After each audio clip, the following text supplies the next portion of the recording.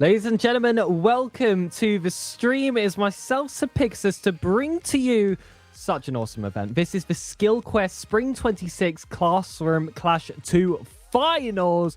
My goodness, is that a mouthful? But thanks to Skillquest, building a bot can be achievable for anyone. This is an incredible tournament. So we have got STEM students from around the US to come together with the help of Skillquest to build their very own Rocket League bot. A lot of these people not with that Python experience either, but Skillquest helps makes that bite-sized, understandable, approachable, and simple.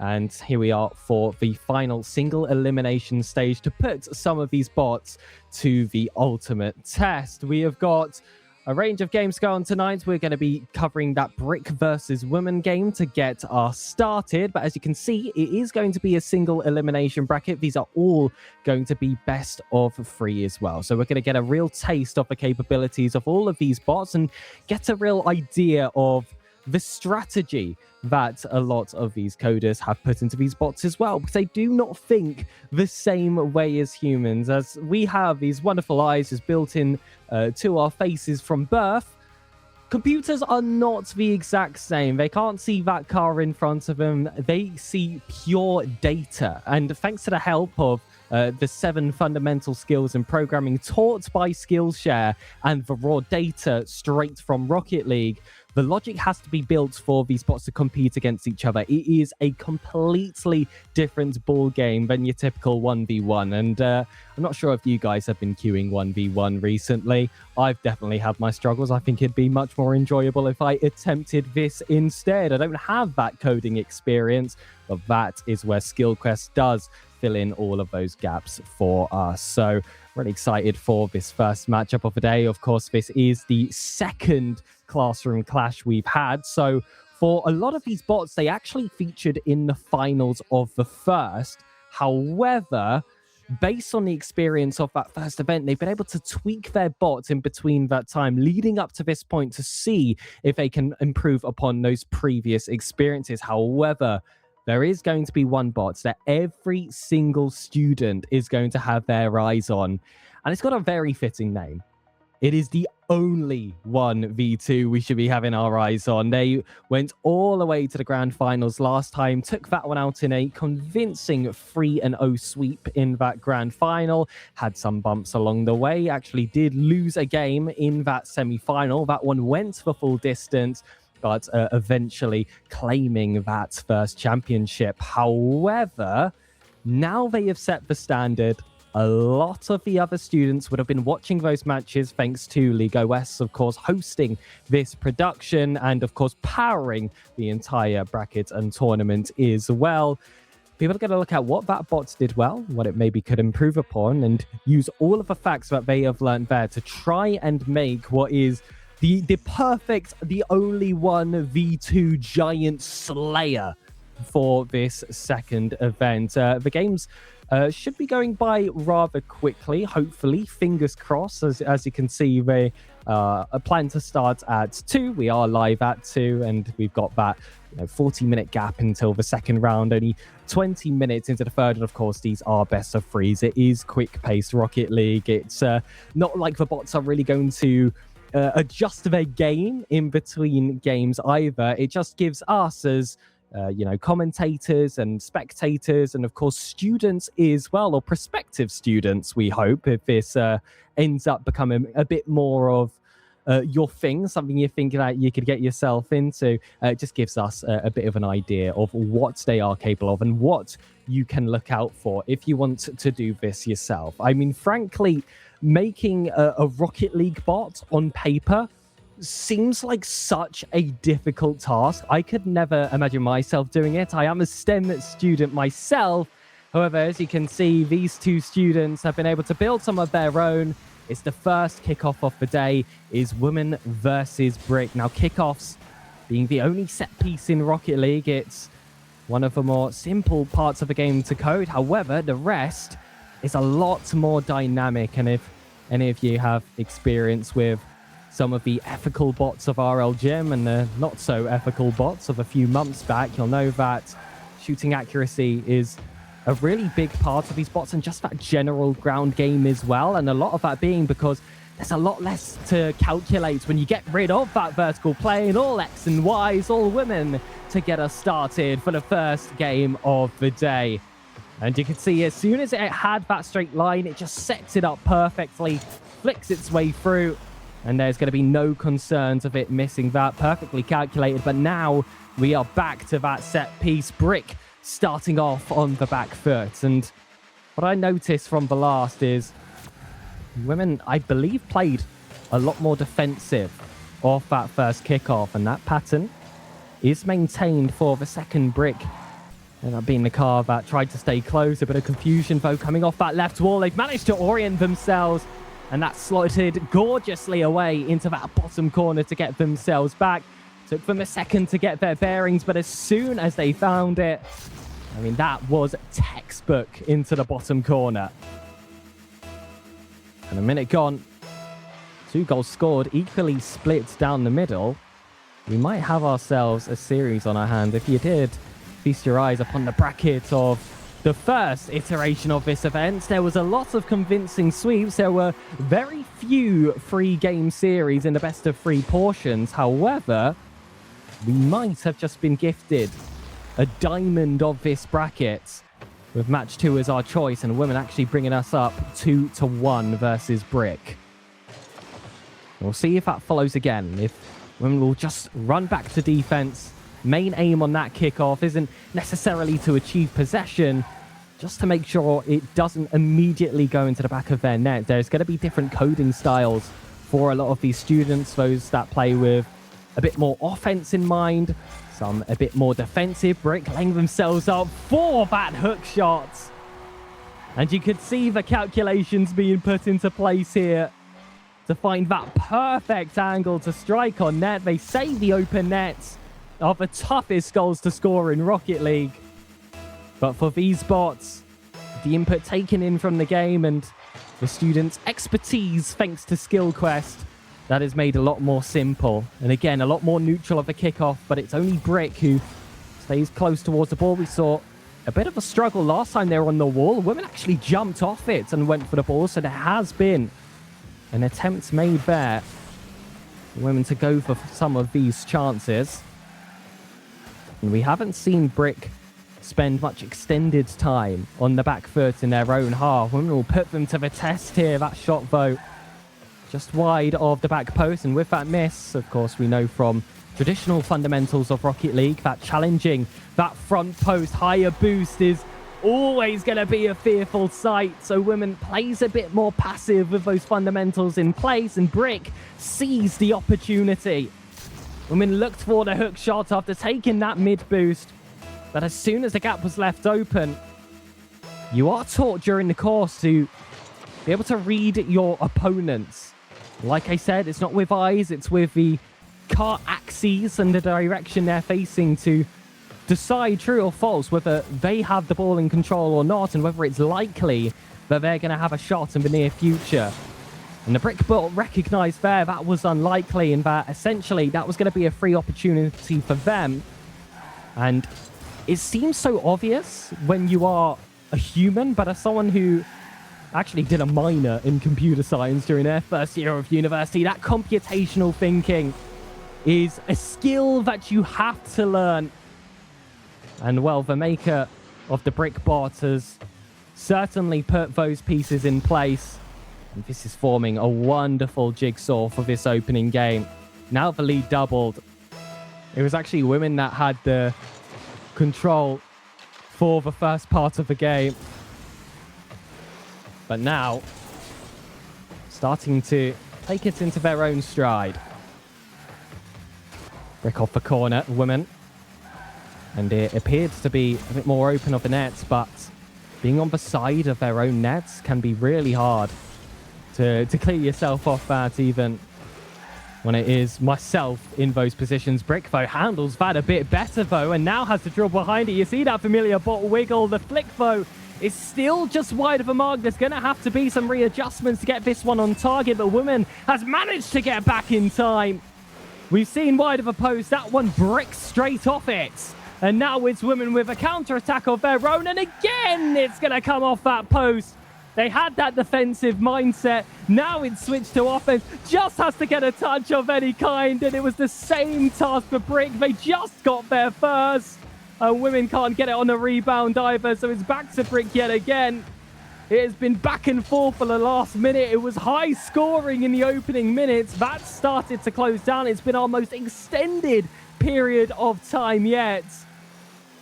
And I usually see at this point both players likely frustrated not to find the back of the net. Instead, it's the two parents of their children watching them try to take their first steps and having the odd few stumbles. But when they do get themselves across the carpet, it has us all clapping and celebrating. It's a chance for women yet again. This one heading towards that corner. Brick picks up that 100 boost throw, and it already looks like it's on a good trajectory for net.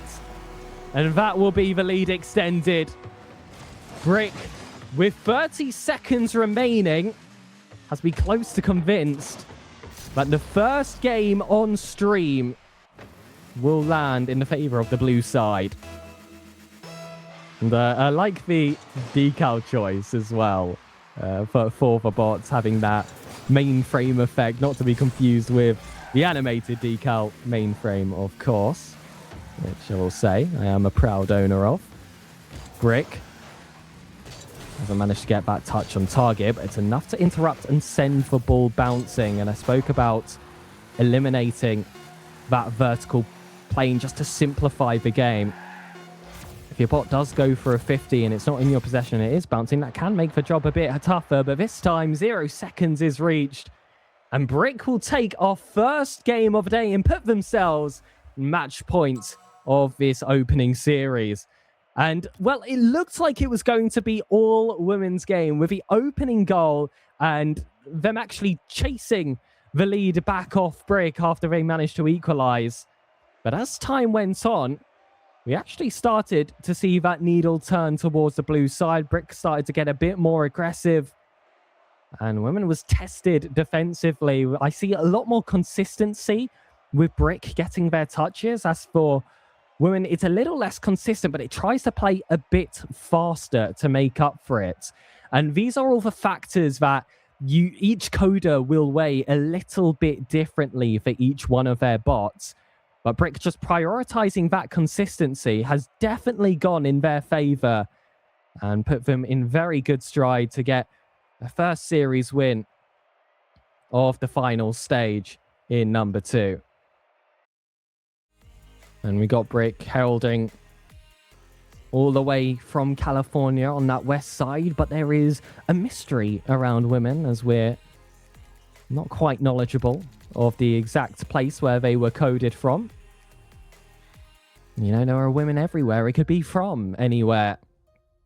But this Californian red brick has got itself started nicely. And now, just 5 minutes of Rocket League to potentially secure their first championship win of the day. And this would already be an improvement upon their last result over in the first Classroom Clash, where they did make it to this stage. However, unfortunately, suffered a 2-1 loss to First Bot Aggression. The winner of that series would have gone on to play the reigning champion, the only 1v2, who actually did end up sweeping the First Bot Aggression bot in that next round. However, like I said, there has been time in between each of these events to improve upon all of these bots, and it's Women again with a great start, and this dribble just caressing the ball into that bottom corner. And that was a little bit of a hole in both of the games of Brick and Women in that first match, where we had some chances where they had possession for an extended period of time. They looked like they had that ball controlled in front of them, although it was controlled but not accurate, many times hitting the post and hitting the back wall, and that ended up decisive as the game went on. But Brick is happy to just try and continue the feats of last time. Doesn't matter how you start, it matters how you finish. Women is far away from this chance, but positions himself really well defensively. Actually goes for the 50-50 as well. And I refer to it as a bit more of a passive bot in the first game. I've definitely been proven wrong as time has gone on. The Brick has to get around the back of this one. Every ball towards their own half is dangerous. One goes for the flick. This one goes high the crossbar. And now forced to reposition yet again. Like I said, it likes to take its touches quickly. It has done this time. Brick wants to take this one away from the sticks. Instead, it's gone right in between. And Women ends up with that 2-goal lead. And that quick cut that they managed to pull off actually did pull Brick out of position. And this was the push and pull of what I said before, of what is more important for these bots. Is it consistency? Is it that speed? Is it remaining in possession? So far, speed has been the name of the game in this second game. And Brick still yet to really get a foothold. And this could set up what would be a devastating opening reverse sweep. I'm not quite sure the ordering of the first series they played in the finals last time, but of course that was a 1-2 loss for them.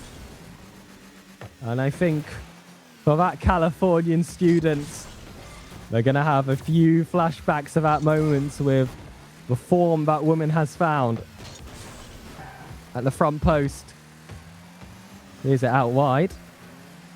And, well, Brick has been sent away at the halfway. Just repositioned to get this one to a wider position. Always the safer area of the pitch when you are the defensive team. However, when you're on the offense, you want that ball back to the center. And Brick has already started to put the ball into that danger area. It's going to be an open net.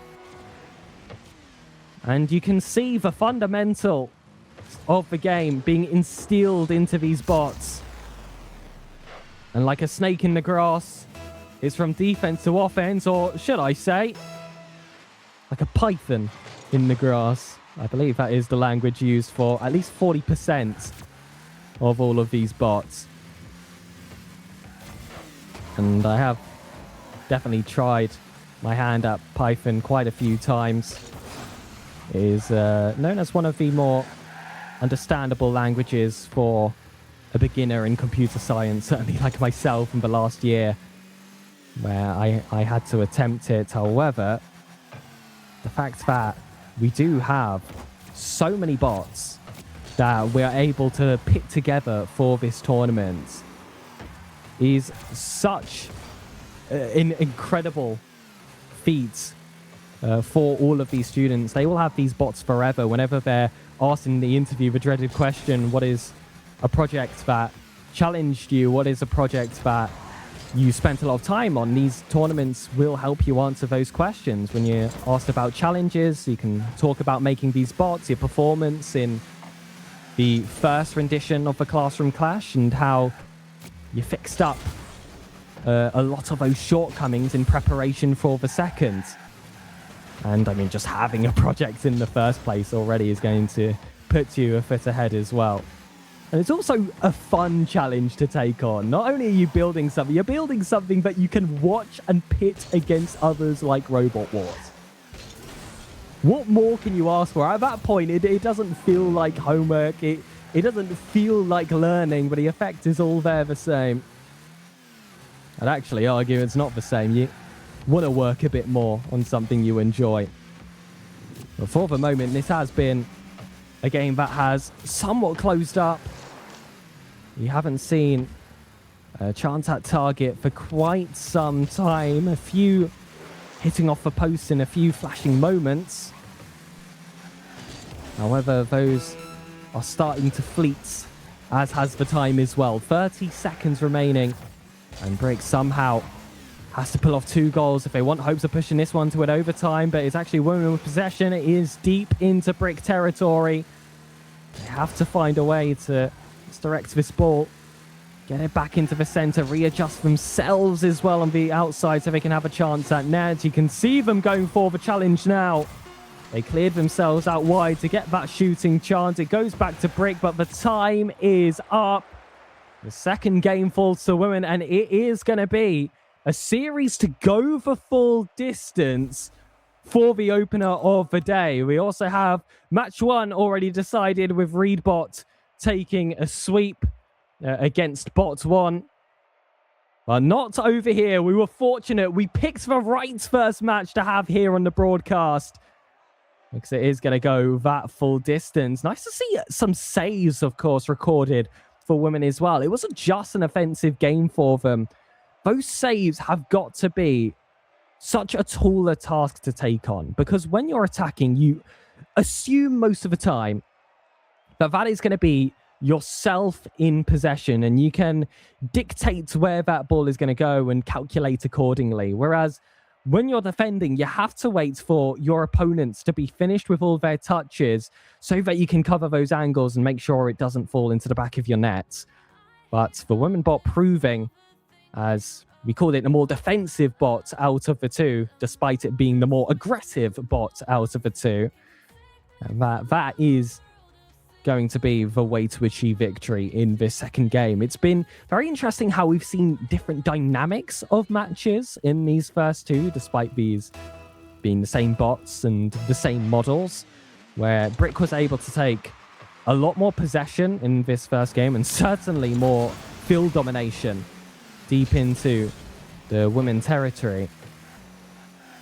In that second game, it was a lot more closed either way, but when women had those chances to chase the ball before Brick could even get a touch and pull off the beat, they did so very, very consistently. Now there's a chance to run the full length of the pitch, but the ball is bouncing. Waited for those to get a little bit more mellow before taking that first touch, but that gave just enough time for Brick to recover, position themselves at the front post. The touch isn't there. Women, though, doesn't find the target themselves. Instead, rotates out for the mid boost and immediately brings their momentum down so they can get a few more controlled touches, knocks it off the wall. And this is going to be a challenge for Brick to take on. As for women, they're not even going to attempt it. Allows Brick to have a few chances, waste down all their boosts. That's going to be something to look out for as well. Do these take pads? Do these like going for all of the big pills instead? It's been a lot more passive in that regard, but here's the aggression towards the ball that we were talking about in that last game. Again, the accuracy not quite being there. Brick has definitely been the more accurate bot. And that's another bottom corner strike to add to their repertoire. Clip it, ship it, deliver it to round two. They hold the lead in their opening match. And the stakes are simple. Women must score again. Otherwise, this series is over. And this is where the finals end for them. Can we see a redemption run for Brick? The furthest run they would have gone on. They featured in the finals last time, but it was heartbreaking, a game 3 finish. It is prevented with that save from Brick. It could be completely denied if they could pick up a second goal, though that touch puts the ball in dangerous territory. They picked up a few others, though, before Women was able to react, and it's a ceiling shot attempted. Oh my goodness, off the crossbar. It drops down to Women. That would have certainly been clip of the series. And I didn't know that they were capable of mechanics like that. Hold on, keep an eye out.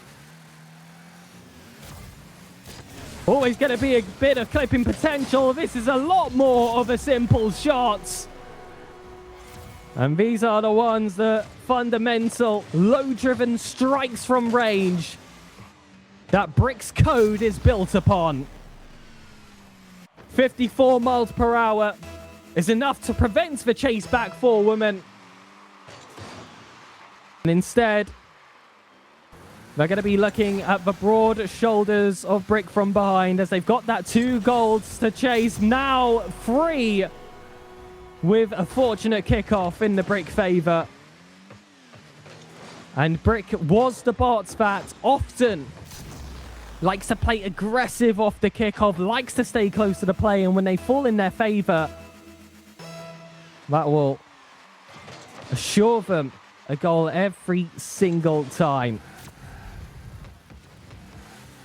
And when it comes to thinking of different ways to pick your play style for your given bot, so far it's that efficiency and the aggression on the set pieces that has made the difference. Brick did get a touch to beat Women. The second one doesn't quite land. Now having to dribble in from the corner, it heads towards that far post. That big boost is stolen away. Women just sitting on 50 boost. Has to make something happen from their own half. We're past the halfway point of this third game. Brick has 3 goals to their name. And in this third game, that is decisive. That is series defining. Women, though, taking it across to that wall. Brick will just want to get that touch pass. You could see Women challenging aggressively.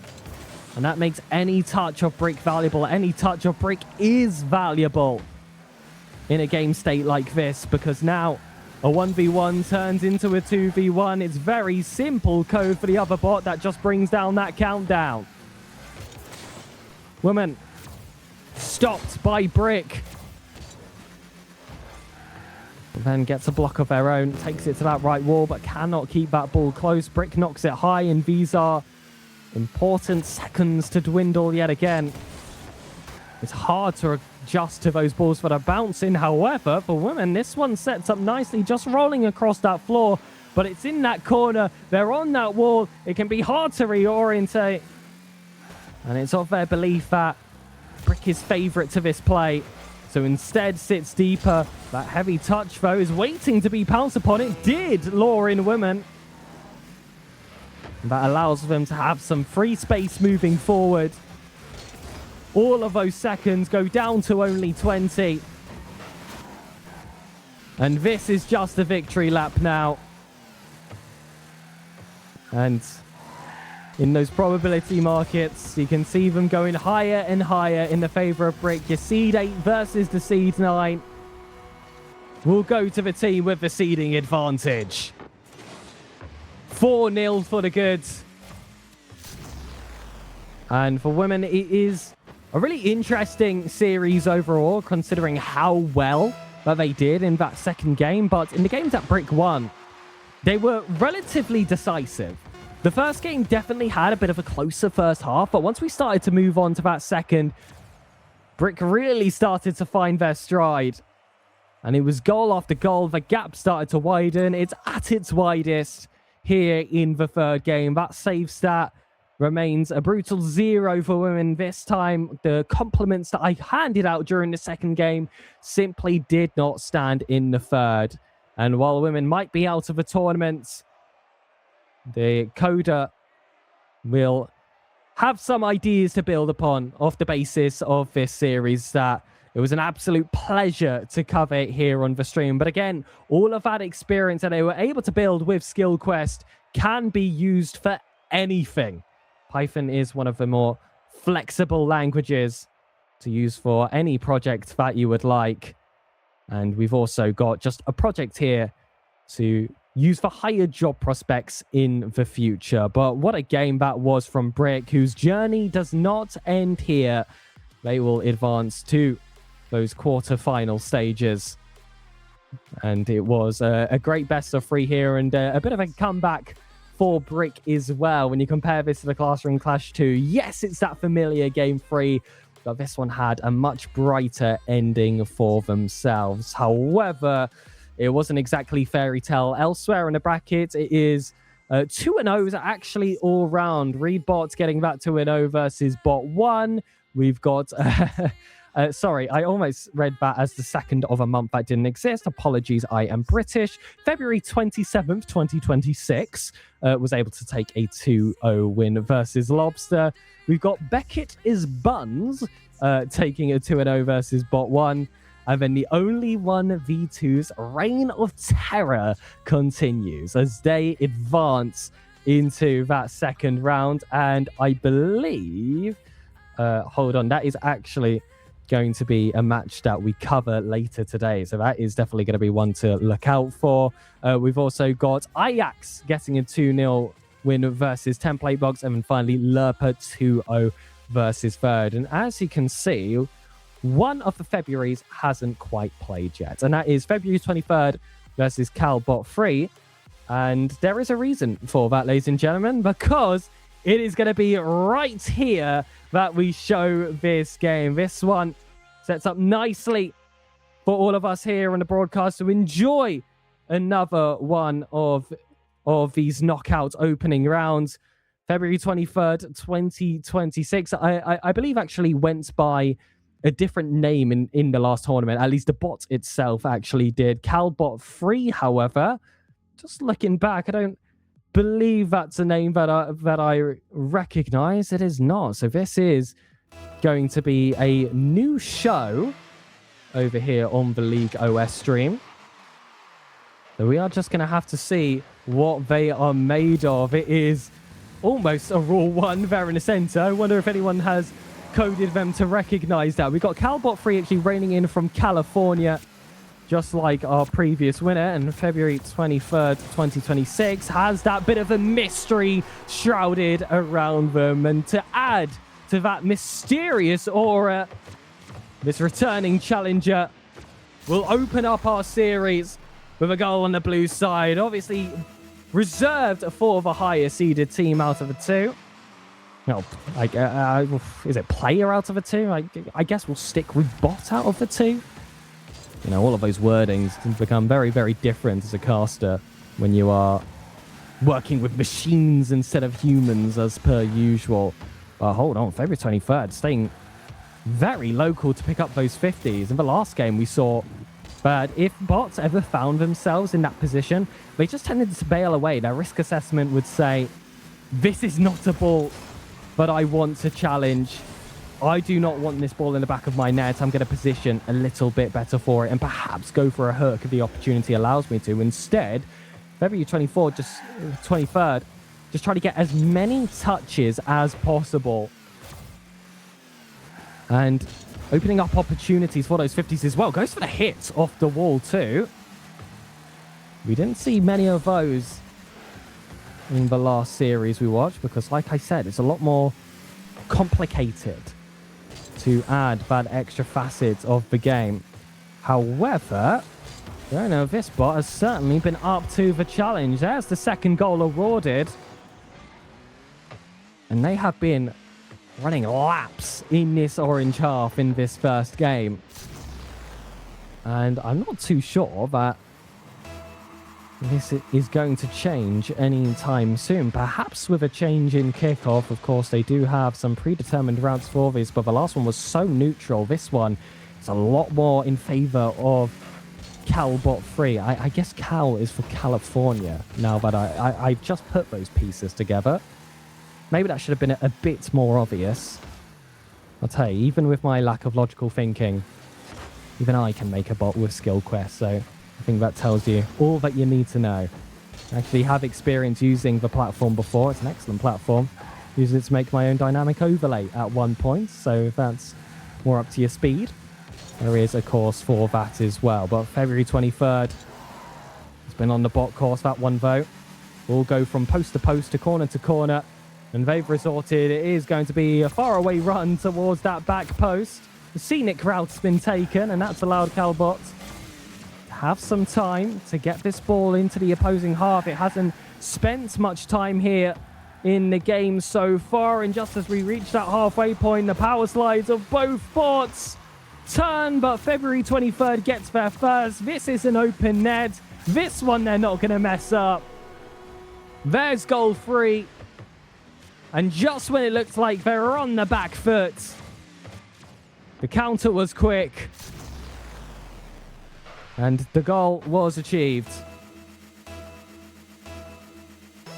And friends, this has been a really great showing from the California bot and February 23rd so far. It's just you can see that the Feb 23 one has a few more bells and whistles that it's been working on, and that has made the difference in this opener. Calbot, though, using those flips to not waste any boost and get themselves back in time for any chances of Feb 23rd. Doesn't get themselves a touch. However, they do not concede either, so that's mission accomplished. Now being able to steal the ball away from Feb 23. They've got themselves another chance at net, another one. But it's just going to spill wide of a mark.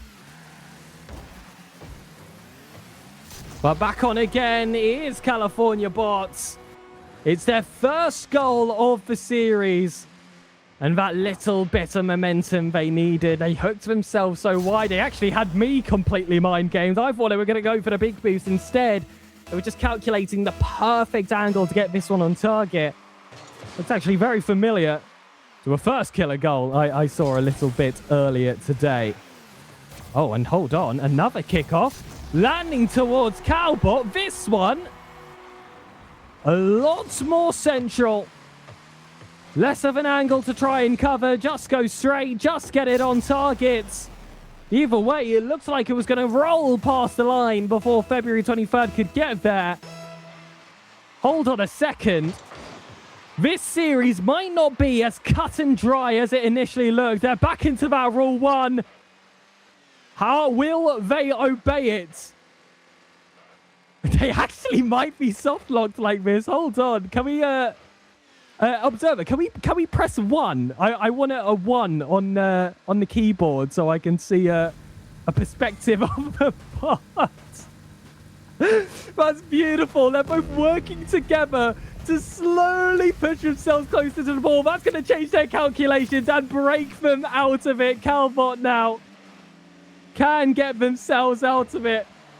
Great respect for the bots, ladies and gentlemen. Maybe they do have a heart, because for as long as their coding would allow them, they obeyed rule 1, and it is 9, by the way, to get themselves back into director cam, if you so wish. But this was excellent. That was exactly what we'd like to see. And thank you to Emma in chat for saying that Calbot broke it. I wasn't actually able to keep track with which one was guilty. So we'll see now if this lead is going to be chaseable in the final 15 seconds, or if curses affect codes as well. February 23rd, off the ceiling. We saw a ceiling shot attempted in the first series of the day, but this one's bouncing. Do they know to keep the ball up on 0 seconds? February 23rd shouldn't do regardless. Game 1 is taken. Rule 1 has been tested. And February 23rd, the bot that got us started is going to be the one to take the first game as well. Also the one to obey the sacred rule of our game. I was actually going to ask before I did this, but never got the chance, if the bots have ever been soft-locked into a position before, because, of course, those of you that have used the Psionics official bots in the game know that sometimes they can get stuck on the curvatures of the wall, where they spam accelerate and decelerate and don't quite know how to get themselves out of that position. So they end up stuck there until another goal is scored. And sometimes when you're just trying to test some software using the bots in the game, sometimes all 6 bots can get stuck onto a surface, and it leaves you unable to test anything unless you go in there and bump them out of it. However, these bots looked like they were going to fall into a soft lock, but ultimately they both had a mission that they were going for, and that was, of course, getting in touch with the cold but sweet metal of the Rocket League ball. And speaking of, that's going to be a touch for California bots. It's going to be a golden touch for Calbot 3. It's the first game of the second match. We have already seen a series go all the way to 3. All of the others being sweeps. It would be nothing short of a miracle if the only 2 of the first round that went the full distance were the matches that the wonderful people over at League OS decided to broadcast. And it's a stroke of genius from the geniuses. That should be expected, guys. Come on. Calbot or does pull off that beat against Feb 23rd. Still, though, beating the other bot in position is one thing. Then redistributing that ball towards the net is another. There's a lot of patience there from Feb 23rd. A little bit too much. Cowboy was able to adjust quicker. Look how good that turn was. And the turning definitely has been a bit of a fingerprint for a lot of these bots. There have been a few moments for Feb 23rd where they have these really slow turns. We actually see both of them do it there. But when they're positioned a bit wider and further away from the ball, they go for a lot of these quicker turns instead. And despite them moving themselves out of position, as some of these bots have done, it ends up actually being better for them in the long run. And that is just another way that these coders have to think very differently about how Rocket League should be played. When instead of using your hands and fingers, you're using lines of codes instead. Feb 23rd needs this one to just cross the line. Does eventually. It won't be a final touch to get it done. Instead, it was a hit from their own half, rolling its way up, and just the way that ball was spinning was just enough to force the direction still on target. And this is where, during the stream, ladies and gentlemen, my first time over here on the League OS stream, thank you very much for the invite, of course, I've got a confession. I didn't know that the ball spin meant anything. I'll admit it. I didn't until a few months ago. I have like 4K hours in this game, something pretty disgraceful for a player of my low skill level. And I only just found that out, and it's been put to the test over here on this stream. So if you have played Rocket League as long as I have and needed proof for that being a factor in the game's physics, you've been presented it right here on the League OS stream. So I guess you're welcome. I guess you're welcome, ladies and gentlemen. Maybe I can get some of the admins here to say the same. But for now, I will be the vessel for that message. But here on the pitch, we're into those final 2 minutes, where Calbot has put themselves in the lead with potential to push this series all the way and have the miracle picks of the opening games come to life. That chance extends, because Calbot from their own corner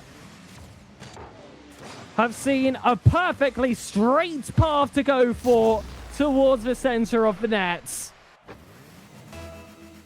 And whilst Feb 23rd was left confused in that position, Calbot could see through all the chaos.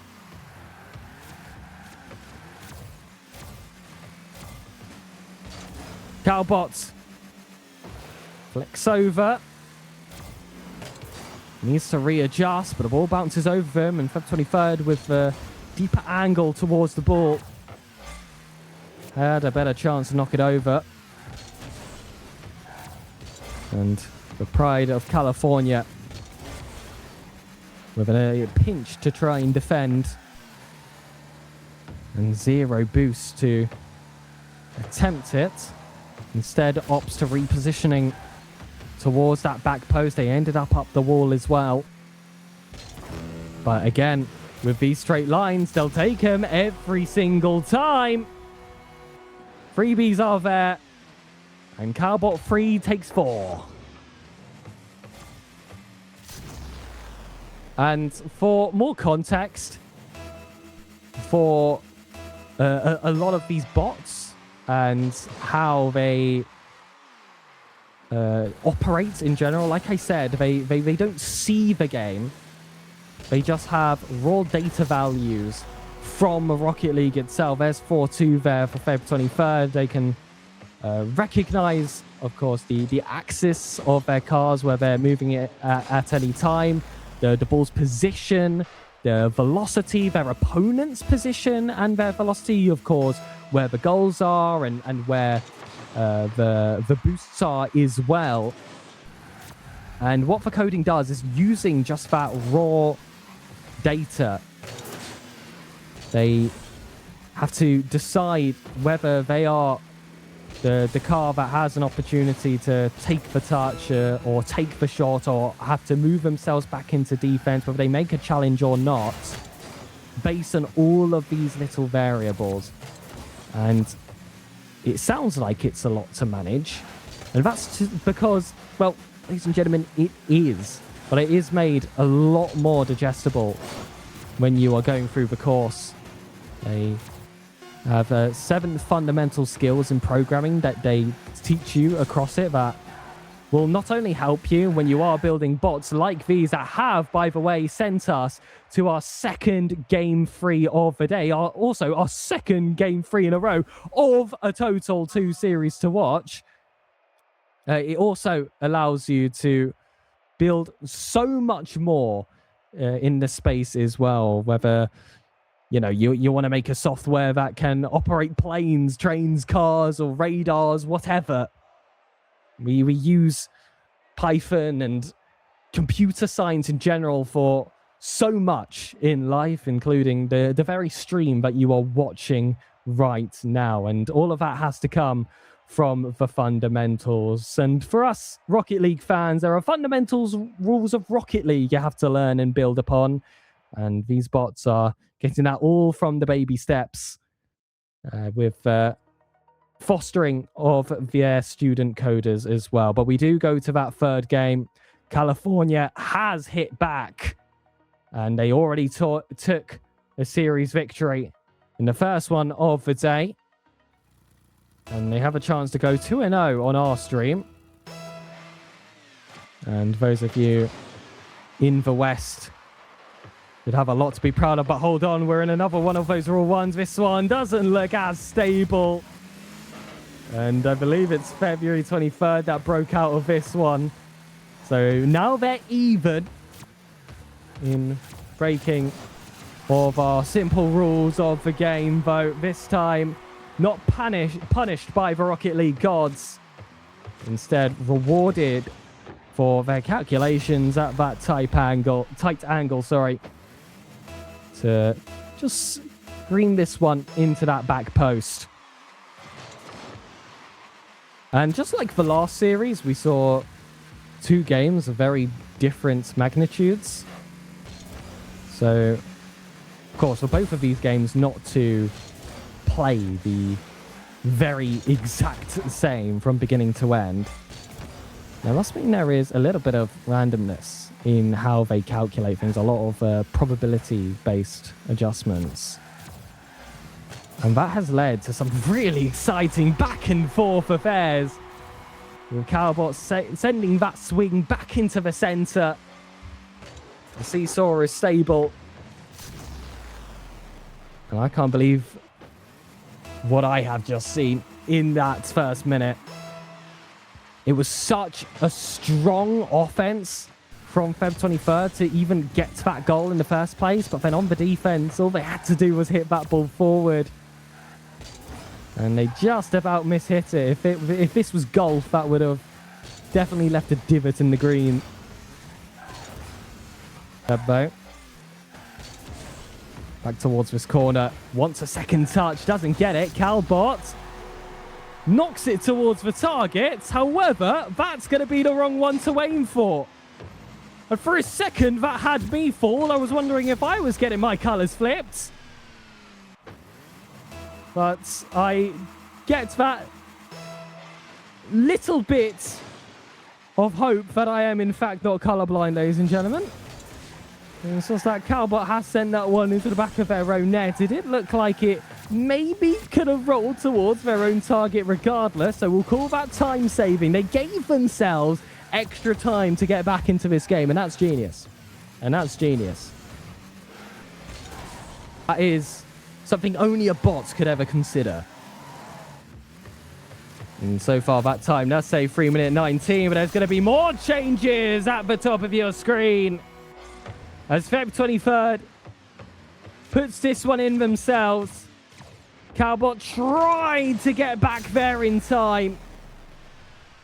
But there was too much velocity behind that ball. There was no existent path.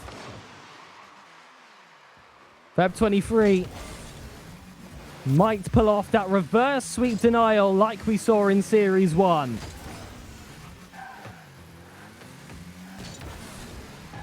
Calbot. High off that wall, Feb 23.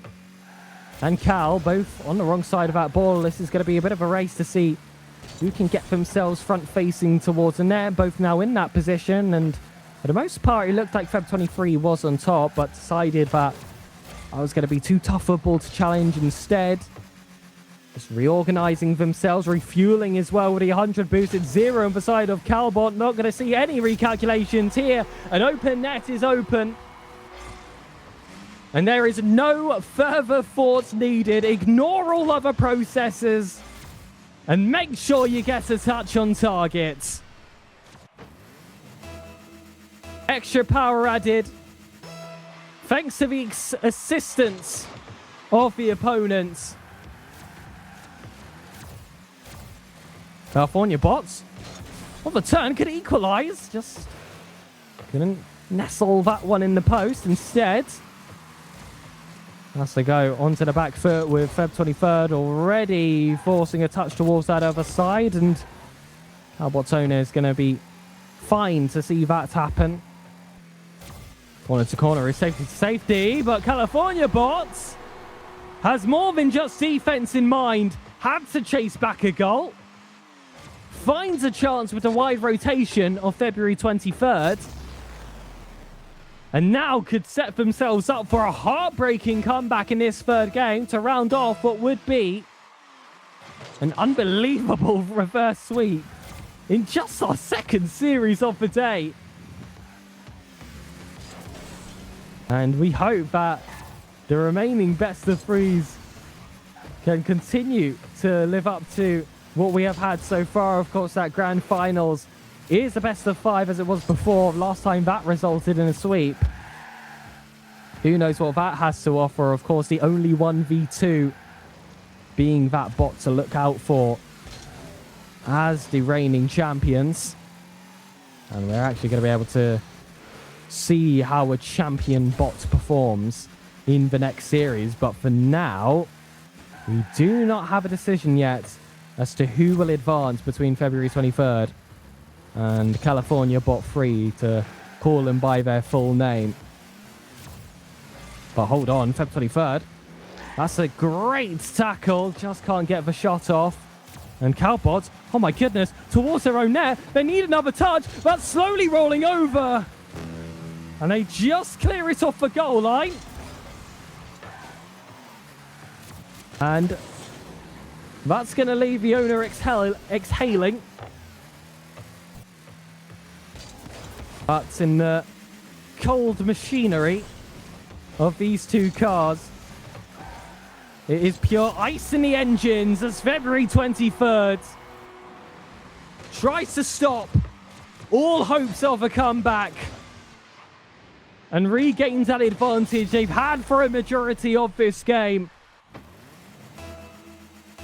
The plot armor looks like it was going against them.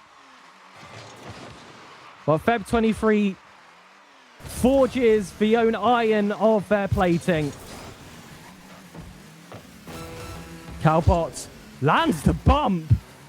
And I wonder if that has been a part of a coding to go for those when the opportunity calls for it. That opportunity definitely did, because Feb 23 had no other defenders to beat if he managed to get that touch. There was no chance that California Ball was going to get back in time. Hold on, this is a very slow turn across, and that decided game 2. This time, the save they were able to pull off, that final 50-50, is going to decide the series as a whole. It's our second reverse sweep denial in a row.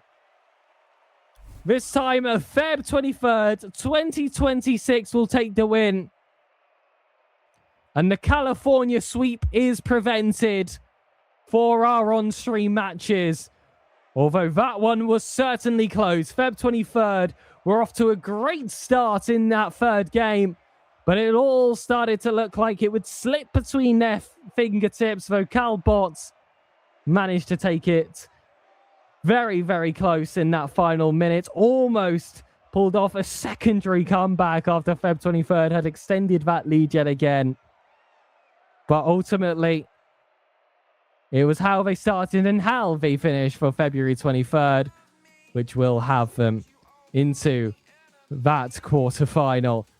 And I am going to have a little bit of a look at who those opponents are potentially going to be. I mean, to have 2 2-1s and have them both be witnessed on the broadcast is such a pleasure to be able to see. But of course, for that next matchup, we are going to move over to match 11 for Beckett is Buns, which I must say is a very enjoyable name. I wish we could have another table where we ranked how good the names were. But in terms of actual coding, the only 1v2 has been at that top spot, sweeping the grand finals last time and only losing one game in the entirety of their finals bracket in that semi-final. That means that series went for full distance, so the bot did prove that it had some ice in those moments, I guess you could say, to get themselves to that spot. But for the time being, it is an invincible run for most of the teams actually featured here. Actually, everyone in the bottom half of that bracket. But these are streaks that have to come to an end. Guaranteed between Ajax and Lerpa, and Beckett is Buns are the only 1v2. You're looking at actually the February derby happening in match 10 between February 27th and February 23rd. There's also a bit of a rivalry, not just on the day of February that has been picked, but the format as well. Do we prefer slashes? Do we prefer the acronym down to 3 with 23, 20, 26? We're just going to have to find out a little bit later, ladies and gentlemen, which one is more dominant. But as well, it is Brick going on to quite a big run for themselves after unfortunately dropping out in round 1 last time they competed. Now seeing if they can push it just that bit further to achieve a semi-finals. But this is huge. The reigning champion of the Classroom Crash, the only 1v2 versus Beckett is Buns. And they actually did play last time in the first ever iteration of this tournament in that semi-finals. Mention how I said it was only one team that ever took a game away from the only 1v2. You are witnessing that opponent right now. That very same matchup. It's come a little bit earlier in the bracket, however. And the only 1v2 attempting to give their opponents their lowest result across the 2 competitions, but the feeling is mutual. Is the invincible inevitable? These 3 games will certainly decide that. There's a chance for this to be the grand finals before the grand finals as well, if the last meeting is anything to go off of, and this one is meeting those expectations as well. Beckett's Buns immediately getting that equalizer. Patience, just wait for that ball to cut across. But what you notice is it constantly had the acceleration input slightly pressed. Of course, that is one of our analog sticks as opposed to those that are binary on and off, and it had just calculated the right amount of press to be able to catch that one in time. They got themselves a wonderful kickoff as well, and from being behind to repositioning themselves with a flick towards that left-hand side so they could immediately hook the ball towards the right. Beckett's Buns takes the lead, and we can already see what has made these bots specifically so dangerous in the tournament that they had already played, and of course the tournament that they started earlier today. It's another one on target by Beckett's Buns, but it's a hat trick picked up early in the first half. Sorry, in the first minute. And you saw he got that first touch. Job was done. You can imagine him dusting his hands off, just waiting for the only 1v2 to potentially get that clearance out. They were ready to pounce or if that had led to them, but the only 1v2, it's a rare miss for them. Having that chance off the kickoff, Beckett's Buns, though, a bit of struggles here. having to maneuver themselves around the post. I know how many times I've ended up crashing and bashing into them. And we'll go on a few laps off that post, and the only 1v2 has been coded to say when the ball is in that position, I know where the optimal spot for me is going to be. So no matter how many times Beckett's Buns is going to loop himself around, I'm not going to change position. That's a great save as well, coming from the only 1v2. One of the rarest stat lines we've seen in the 2 series has been that save statistic, and I did theorize why that would be the case, of course, earlier today. And that's why you'll notice a lot of the bots that you do see at the highest level of RL Gym and just RL bots in general are usually very, very good at shooting off ground. And Beckett's Buns is proving to be one of those bots that is highly capable of that as well. And I like having a look at the place of origin for these bots. Beckett's Buns isn't listed. And there is another bot called Beckett Mobile, which comes from California. So it is a slight towards the California bot with that name itself, but the only 1v2 has managed to get themselves one step closer in this game, with still double to go for. That is actually one of the California bots again. I mean, a majority of these bots do come from California. And if I'm right, California is one of the... I mean, I'm a mathematician myself, and I know that California is one of the capitals of the world when it comes to the likes of robotics and STEM in general. Of course, having a very prestigious school of Caltech in amongst their state. Even here in the UK, we're aware of the pedigree that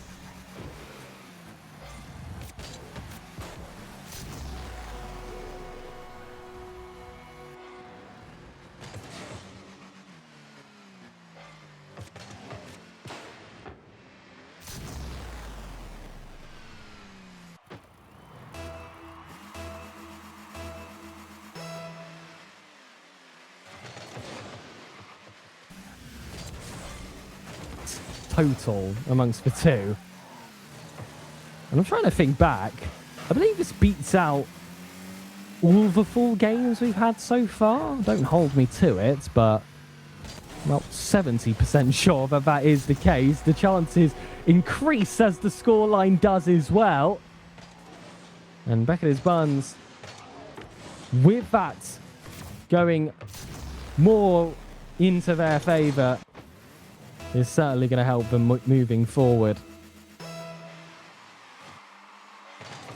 And I'm proud to say, as a mathematics student, I go to a pretty decent university for mathematics myself. But I wish there were opportunities like this. They're not quite the same as we have over in North America. And Beckett's Buns making the most of that opportunity they have, with a lot of these opportunities as well assisted by the Army National Guard, those of which that are a part of those programs, having their Skillquest courses covered by the ARNG has helped them to compete in this tournament, and of course given them skills that they could use forever, those educational benefits, their career development, and of course this is wonderful for the community at large as well, because it's providing me some entertainment even over here in the UK, because the only 1v2 does not know how to quit. One thing that not a single coder has put in their bots, ladies and gentlemen. Can we guess what it is? I'll give you 5 seconds. Skip a few. 1-0. It's a forfeit button. I'm just going to assume not a single one of these bots knows to pause. Bring the stick up once. A, left, A. Look, I'm very experienced with that button. What can I tell you? They have a don't quit attitude. And that has kept this first game in a state of flux. Watching a bot rage quit would be incredible. I do agree. I've also, unless chat has been turned off, I don't believe I've seen a single bot throw out a what a save. I know that some out there exist that do that, but I don't think I've seen that from any of these ones. They're respectable, silent killers in the series at hand. And Beckett is Buns continuing to slow down all of that progress that the only 1v2 has made so far. And well, this is the reigning champion. But like I said, being the champion puts a target on your back. All of the STEM students here would have studied the movements of the only 1v2, see what they got right, see how their bots could be improved and how they could be remade to tackle the only 1v2 in their next meeting. And Beckett Buns knows that more than any other bot, with that previous meeting being so close to tipping the other way. But now the new and improved Beckett Buns v2 can take the only 1v2, potentially v2. Notice that they didn't rename to a v3, so we can only assume. Beckett Buns, that one just goes wide. Goal number 10 will not be found quite yet. Would like to see if they could go for a double-digit scoreline. But for now, it's the only 1v2. That brings this one to 6. It's a nice round, 15 goals total between the two. As they just sweep this one across into the bottom corner. 36 seconds left on the clock. Leaves a lot to be desired. 12 seconds a goal for the only 1v2. If they want to push this one to an overtime, but this one is going to drop onto Beckett Buns. Although the shot is tough to take. This one looking a lot simpler for the only 1v2, but the post is hit. And that could be the touch to deny it all. The ball stands stationary. It cannot believe it hasn't found the target. For the first time ever, you've seen a bot go into shock. It has snapped itself back into the game. Brought itself a second goal. But with the time that was wasted in that jaw-dropping moment, Game 1 is surely secured for Beckett Buns, although that falls precariously in the centre. The only 1v2 watches as this one hits the ground. And Beckett Buns, at a playoff stage, grants the only 1v2 their second ever defeat to the game. The only ever bot to do it. New and improved here in the second. It's going to be a reverse sweep to prevent an early exit for the reigning Classroom Clash champion. And that would make you de facto #1 heading towards the semi-final stage. A lot of responsibility on the back of Beckett Buns to end this reign of terror. And a 90% conversion rate would certainly contribute. I want to point out, 10 shots, 9 goals, but also 1 save forced out of the only 1v2. That means one thing. Beckett Buns has had a 100% shot accuracy, because shots do count if they come off the post, and we have not seen that from Beckett Buns. We did see that from the only 1v2 in those dying seconds when they had to make sure every single shot found the back of the net.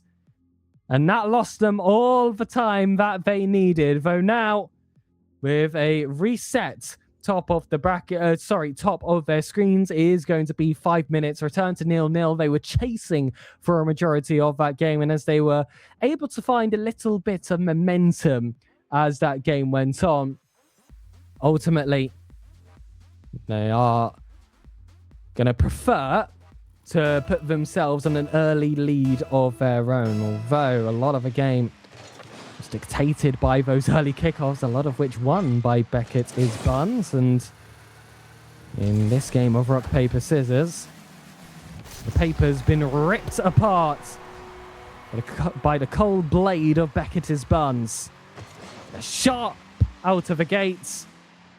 A shooting accuracy again remains a perfect 100%. And the only 1v2 has to make sure it's on its best defensive game. And this one, though, falling back to the only 1v2. It's going to be an immediate equalizer. I believe that is pretty Control-C, Control-V of what we actually saw in the first game of this affair, where I believe one of the bots got us started with a kickoff goal. The other one followed it. It's reminiscent of two heavyweights touching gloves before they go for those haymakers for the rest of the match. And Beckett is Buns has certainly thrown a few the only 1v2's way. And whilst they may have been down after that first game, they're certainly not knocked out yet. Still, another perfect 5 minutes required from Beckett is Buns if they want to advance to that semi-final. And we know that the offensive capabilities are there for the only 1v2. Have to hook themselves around. You see that bit of hesitation, that readjustment to put themselves into a better position and guarantee that as they carry forward with this flip, they'll have that insurance that ball will find the back of the net. And, well, defense has been attempted from the only 1v2. In a few occasions, it's been required with the 10 shots they had to face in that first game. And a lot of that calculation for the defensive bots comes from how their opponents are positioned and how they are as well. They try to recognize if their opponents will be ignoring the ball or rotating back because perhaps they're not up for the chance, or if they're going to be going for a shot anytime soon, and they'll try and predict where that ball is going to land, or at least wait for a touch that they can then react to. For the only 1v2, that was an easy touch to react to. Just had to dribble this one across the floor in between the opposing sticks. Kept it really simple. As soon as it was in control, flipped their way through it. Goes for another flip with that second touch as well. So what I'm noticing from the only 1v2 and Beckett is Buns, it's how they decide to use their flips is very fascinating. For Beckett is Buns, they try to flip very often, I notice. Usually, they set themselves up to get a solid touch and position themselves on the outside. I've seen a few left flicks for balls they want to hit towards the right, so they can get on that left-hand side and just have that easier opportunity for a goal off that second touch. Whereas for the only 1v2, they tend to save their flip until the ball looks relatively closer on target, and then they flip through it and just try and go from there. He doesn't seem to have that same extra few steps of thinking as Beckett is Buns, and actually plays into their favour here, because there should be no more thinking required. No defender to beat. Just knock it on net and do it in quick time. Any extra seconds of judging how they should approach this ball would have given Beckett is Buns some time to hit that one towards the wall and completely killed any offensive chances that the only 1v2 would have had. And is this one on target? It is just rolling away. It has actually found that bottom corner. For a second, I thought this one was spilling wide, but the only 1v2 took this shot and immediately started parking up. They said, yep, that is job done. I'll just wait to be reset to kick off. I'm going to remain efficient. Don't want to tire out these wheels anymore and send too many messages to the server. Really nice thought to those that are doing server upkeep right now. Whoever thinks of those people. Even the cold-hearted bots do, ladies and gentlemen. They're better than us. They're better than us. But as for how the performance on the pitch are going so far, the only 1v2 looking for that reverse sweep. We've seen 2 reverse sweep denials today. And Beckett is Buns. Just wants to go for their own sweep. That will help build themselves towards that goal. A few flicks forward, it was heading towards that target, and I was curious to see how the only 1v2 would take this 50. The answer was they didn't whatsoever. Stood there just hoping that their mere presence was going to be enough to deflect that ball out wide. But Beckett's Buns flicked through it, gave themselves that extra bit of height, and it's why the Octane is such a popular car. That bit of extra height compared to the likes of the Dominus on the breakout does you better for 50s. It's no 50s here. 100-0 for the only 1v2. As soon as Beckett Buns has got that heavy touch, that was one of the most human plays we have seen of the day. If you clipped that flicked clearance out with the immediate punish from the only 1v2, you could confuse that for a mid-range 1v1 play. We see that type of panic in front of net all of the time. And the recognition that they could punish in that moment is so impressive. So impressive. Beckett Buns, though, was able to get a goal themselves straight off the kickoff to bring this one back within 1. But there's still more to chase, only 1v2. Anticipating that ball will land in front. Beckett Buns says absolutely not. Places it towards the back of the car. Knows that it's going to be tougher for them to readjust, but the only 1v2 has been given another. Goal number 7. Potential to be heaven for only 1v2.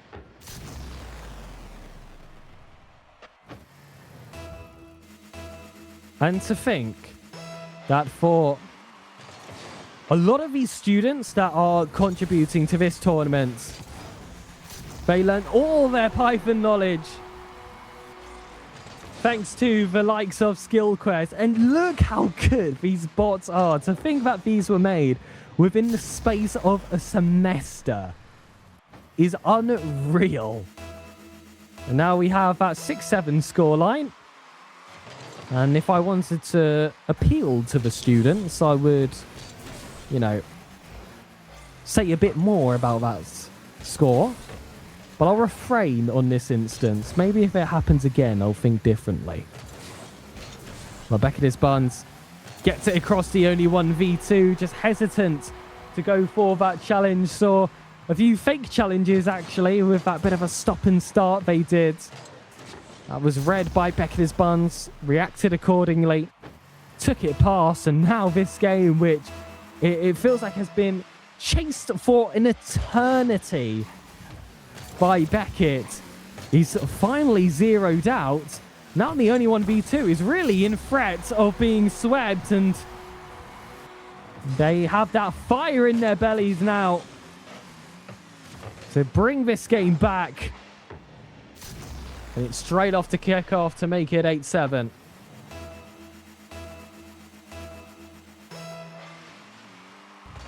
Seven, 8. Will we see another double digit yet again? Will we see another equal scoreline? It's going to be another kickoff. This one bouncing off the post. Gives some time for the only 1v2. That's a crucial touch to take it around. And these close turns haven't been quick for most of the bots we've seen today. So for Beckett Buns, whilst that might look open to our human eyes, the time just isn't there for themselves to put this one back towards the target. The time has been granted by the only 1v2 this time, but it's an epic save to keep it out.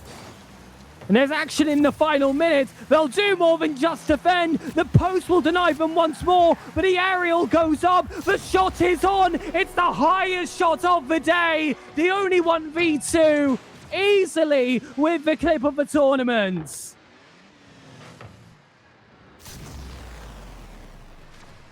Pigs do fly.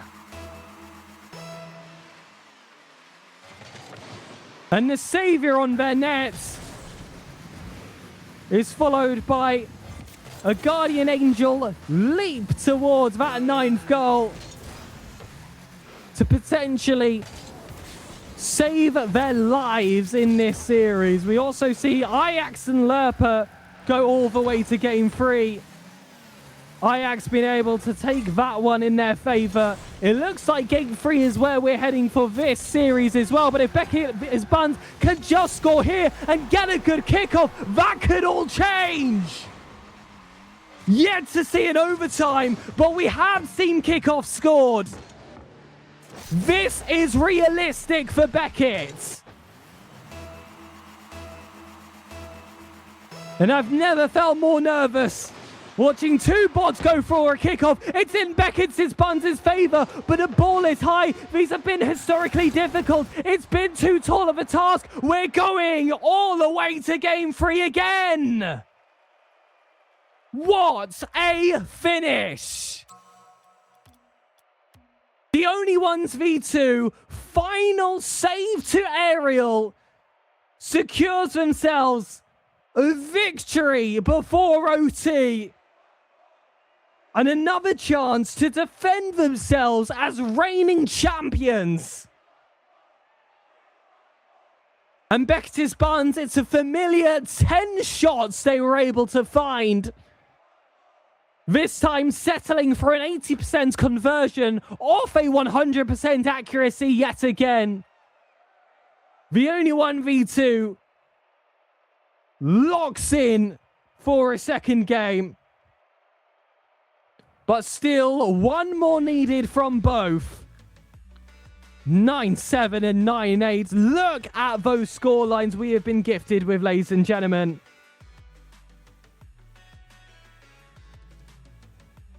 Thank you so much to Skillquest. Thank you so much to the Army National Guard. And thank you so much to League OS. What a gift of a tournament this has been so far. What a gift of a series this is. And only the end of this will mark the halfway point. We'll have 3 more series to cover, both the semi-finals and the grand finals after this match. But this quarters hasn't reached its conclusion. It's the final 5 minutes. The best of 3 reduces to 1 yet again. And whilst Reverse Sweep Dreams were denied in the first 2 series of the day, the Only One v2 has to rewrite recent history to confirm the long term and repeat it. Beckett's Buns. This is the kickoff that they were looking for in the last game, because they score those every single day of the week. One that stays grounded, one that stays relatively central. Not even a single boost pad required to get enough speed around the ball to find the target. That's something that the coders have to consider, is the boost pathing. And I spoke about this from Beckett's Buns, the way they use their flip to reposition themselves around the ball while still getting power. It's so efficient, as opposed to turning left, then having to hook right. You need to come from a wider angle, so you also want to have a little bit of boost if you want to do it in a similar amount of time, or just one side flip. And that's it. The game simplified in that moment. It really reminds me of blindfolded speed running, with the way that they've been able to simplify certain parts of the game because they have to think of it in such a different way. That is an excellent half turn from Beckett's Buns. Phil Foden-esque, although this one is deserving of a call-up to the World Cup. That's a soccer reference for you guys. You're hosting that World Cup, actually, so you should know by now. Beckett's Buns, they want to reverse. Hold on, we haven't seen much reverse plays today. Usually to reposition, not to attack at the ball.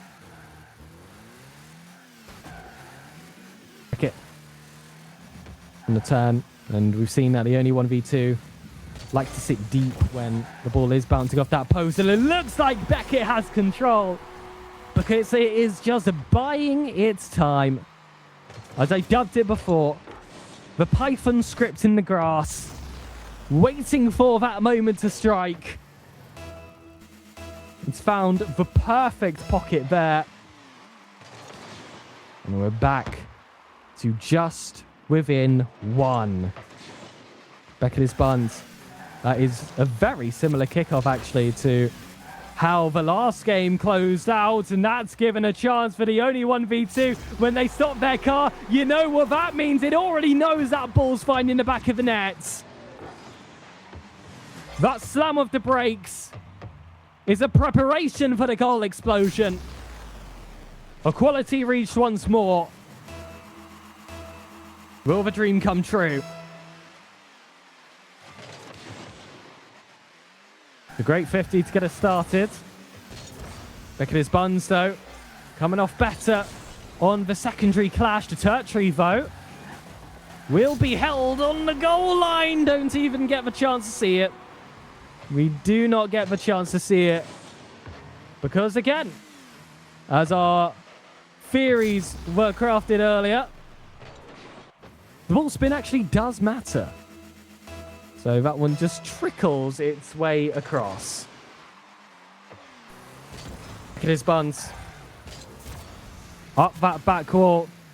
Isn't going to go for an aerial of their own. Instead, decides to cancel it away with a backflip. Instead, round shots. Comes off the post. The only 1v2. Has a taste of the wall. And with that hearty snack, has the energy to take a shot from deep. It's off the post, secondary needed. That's powerful off the wall. And actually, I'm not sure if that touch from Beckett Buns helped him. It was already heading towards the target. Now that's given time for the only 1v2 to get back and for Beckett Buns to go for a shot that might not necessarily find the target. It's the finest of misplays. And it will make the difference, because now the only 1v2 has their own shot. And I was so sure that was going to find the right side of the post. Instead, it goes out to the corner. And Beckett Buns has gone on walkies. And the only 1v2 is letting them find their bearings there. And this has ended up being just an open strike on net there. And sometimes there can be a few quirks. Some of the logic that is fed into the bots can all true and false at just the wrong time. And you're given a position like that where the decision made by only 1v2 definitely wasn't the one that fits that chance, but it was quite the edge case, in all fairness, with Beckett Buns just rotating across the pitch. 100 boost again. And this looks like a hook shot preparation. It's obvious when they're going for the challenge. Beckett Buns, though, had shown their hand as well. Challenge off the corner. Will bounce in front of the orange net. Beckett Buns, I would want to get another just to keep it away from the only 1v2. Only 1v2 has played defensive in these moments, so I anticipate they'll be going all the way back. 100 boost picked up.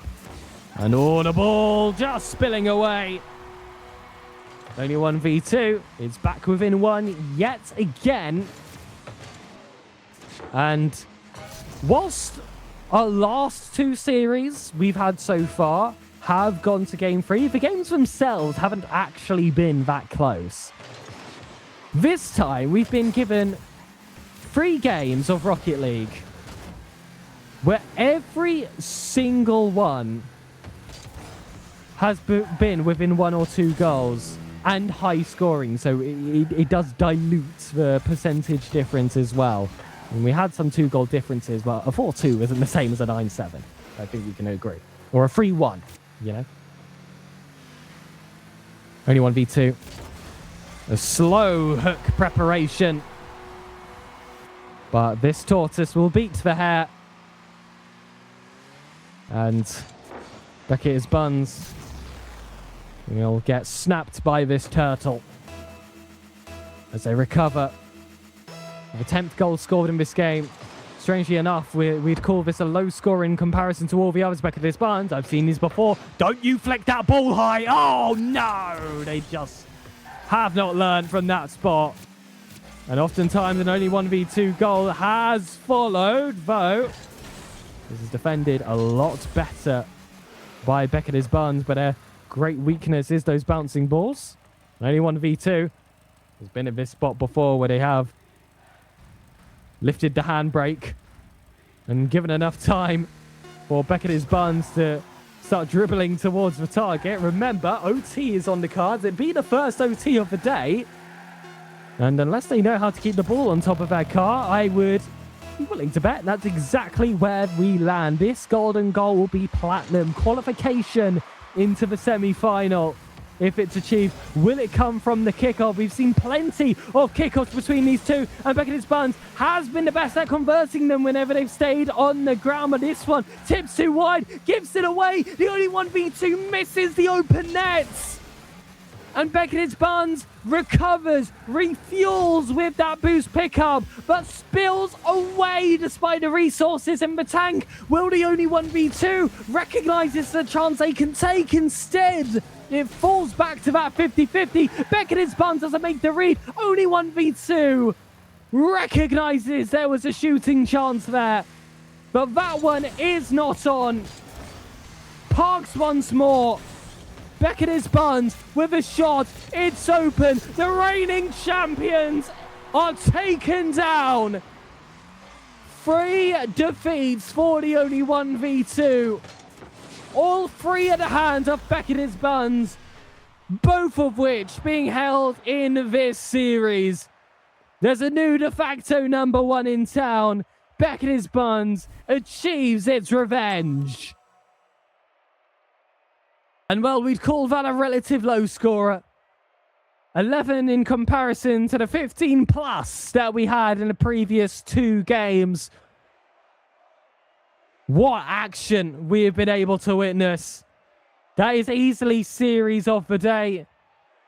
And it is potentially the early grand final. And there are predictions in chat that has been the case. But Rocket League is not played on paper. Rocket League is played on the pitch. So we will be back with the rest of the action, ladies and gentlemen. We've got 2 semi-finals to cover. And of course, that grand, we are not going to miss a single one of these games on the bracket. We have had our final off-stream games. And those have been the 2-1 win for Readbot versus Brick in the February derby. It was February 27th that came out on top, so the recency bias is in place there. And between Ajax and Lerp, that was another game-free thriller that finished a little bit earlier than ourselves, with Beckett's Barnes versus the only 1v2, and that one did end up in Ajax's way. So it's going to be Beckett's Barnes versus Ajax in that semi-final, with Readbot versus February 27th in the other. But my goodness, we are halfway through the series that will be played today. And that last one, as much as it was a best of 3, felt like a best of 7, which we don't even do over here for the classroom clashes. That grand finals will, of course, be a best of 5. That semi-finals will, of course, be a best of 3. But in the meantime, ladies and gentlemen, grab yourself a snack and enjoy this wonderful piece of content we've got for you. Because as for myself, I'm going to be going on a break before that semi-final. Welcome, everybody. I am joined by Sergeant First Class Tyler Butterworth. Tyler, how are you doing today? I'm good. How are you? I'm doing fantastic, man. I'm super excited to have this opportunity to sit here and speak with you. I think I've got some pretty good questions picked out, and really I'm excited to talk about your experience with the Army National Guard. Just a little bit of background for anybody who maybe doesn't know who you are. You've got, I believe, over 20 years of experience within the National Guard? About 18 and a half right now, so almost there. Getting close to 20. Prior to the Army National Guard, I believed you served time as a volunteer firefighter and assisted as an EMT. You've also have some time spent as a patrol officer and kind of evolved that position through a few different areas. And then following that, you became a sheriff, and then post that is when you took your role currently within the National Guard, or was there something after Yeah, that? my active role within the National Guard. Yeah, that came after the sheriff's office. Awesome. So it's just a ton of experience kind of across essentially every facet of being what people think of as public servants. So we'll definitely touch on that a little bit later. But just to start off for you, can you tell us about yourself and what exactly you do in the Army National Guard? Sure. So when it comes to the Army National Guard, I joined when I was 18. I joined as a 11 Bravo infantryman. I didn't really join for any of the typical reasons, going to college or cash bonuses or security clearances, that kind of thing. I joined because I wanted to go fight the bad guy at the time, and the infantry was the way to do that. From there, I went to Fort Benning for one station unit training. So I did basic training and then infantry school. Graduated from that, and then fast forward about 3 months, and I was in Iraq for my first combat deployment. Did that, came home, was home for a little bit. I used my education benefits in the Army National Guard to go to community college at the time. Then I volunteered for another deployment, became a mortarman, an 11 Charlie mortarman in the Army National Guard. Went on that deployment, came back, continued my service within the Army National Guard until I became a recruiter full time for the Army National Guard. And what year was that? And that's a great question. That was 2022, I believe. Okay. Yeah, 2022. That's when I became a recruiter. I recruited out of Loudoun County, Virginia. It's the wealthiest county in the country. I went to 18 different high schools, and that's where social media kind of started for me. Mm-hmm. And then from there, as a result of the social media and me putting in for the position, I obtained my current position, which is at the National Guard Bureau, where I serve as the non-commissioned officer in charge of social media, and I'm the creative director as well. Yeah, so you kind of touched on something right away there that I totally forgot to mention is that you joined at 18 pretty much as quick as you could, and you were doing all of this other stuff in the background while Yeah, being a guards member, correct? yes, that's correct. So would that be one of the things that you think separates the National Guard from the other branches of the U.S. Armed Forces is that you can kind of it's more of a part-time role and you're able to take on other things if you want to, or if you decided to, you can dive into it full time and really take it head on. Yeah, I would say that's the biggest difference between the Army National Guard and all other branches and components is that we're part-time soldiers. So 1 week in a month, 2 weeks in the summer, plus any state or federal activations. Um, but the benefit is you're able to have a civilian career at the same time. So instead of being active duty and doing 20 years and then getting out and finding another career field, if that's what you want to do. In 2 years, I'm essentially going to have two retirements, one from the state, one from the government for the National Guard. The other big difference is even the part-time components like the Army Reserve or Navy Reserve. The difference is the Army National Guard and Air National Guard, for that matter. We also have a state mission. So the Yes. governor in your individual state can have you do things like if there's a flood or a natural disaster to help in times of need to help the citizens there, as well as the federal purpose as well. Yeah, that's I had considered joining the National Guard prior to going into college, and that was one of my big things about it was not only are you serving your country, you're also serving your local community as well, and that aspect of it is definitely cool. So then, I guess on a lighter note, what are there any benefits right now that the Army National Guard has that you wish they had when you enlisted, or any changes that you've seen that you're kind of envious of the current generations coming into? Yeah, I mean, I wouldn't say I'm envious, or it's more knowing what's out there, knowing the options that are available to the individual soldier in the National Guard.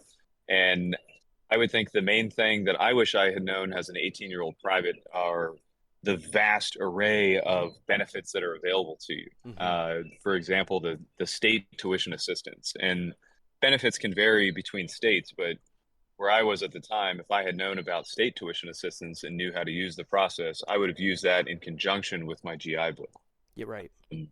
So there's all kinds of different things that are out there that you can learn how to use that can, essentially make it to where you're not spending any money out of your pocket to get your education or even certificates in things that interest you. Right. Yeah, you touched on that state versus federal duty, but there is benefits that come from that separate where you are serving your state. You do qualify for both federal and state tuition uh, from the government Exactly. if you're joined. So, very well spoken there. So, from your experience as a former recruiter, what are some of the most common reasons why people join the Guard? It really varies.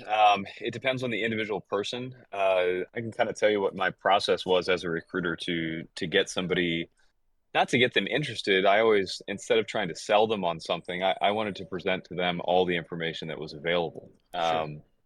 So a lot of times people come to us for, whether it's a security clearance or a cash bonus or paying for school. Paying for school is a big one. But I've had people that have the money that can pay for school that also just, they want to shoot a machine gun 1 weekend a month in the infantry, and that's what they want to do. Right. Um, but I mean, that's why I always felt as a recruiter it was important to, determine their jobs that they can qualify for by giving them a practice ASVAB test.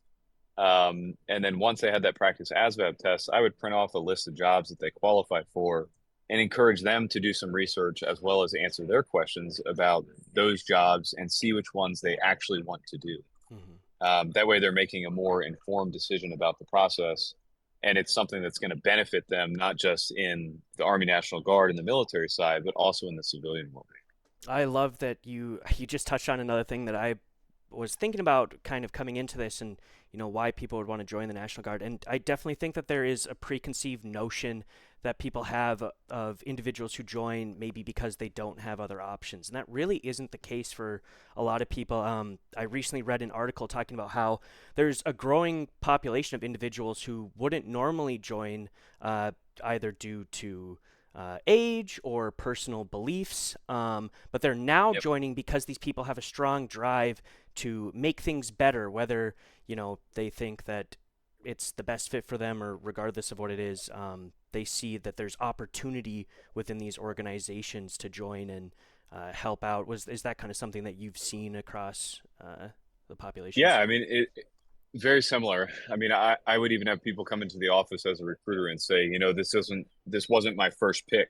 And I'm like, Hmm. okay, well, tell me why this wasn't your first pick. And then after they explain it to me, and then I explain to them what we actually offer and how it works, they're like, man, this is the best decision. I'm glad I came in here. So eh, I would kick people out of my office and tell them, I tell you what, I've told you everything there is to know about the Army National Guard, but you'd be doing yourself a disservice if you didn't go talk to the other branches. Hmm. So, which that's a foreign concept, someone in sales or Right. Lock them in. recruiting or talent acquisition. Yeah, it's always taught lock them in, but if you actually care about the person and you want them to succeed and whatever the service is, I always told them it doesn't matter to me. If you go join the Navy and that's how you serve your country, then I'm all for it.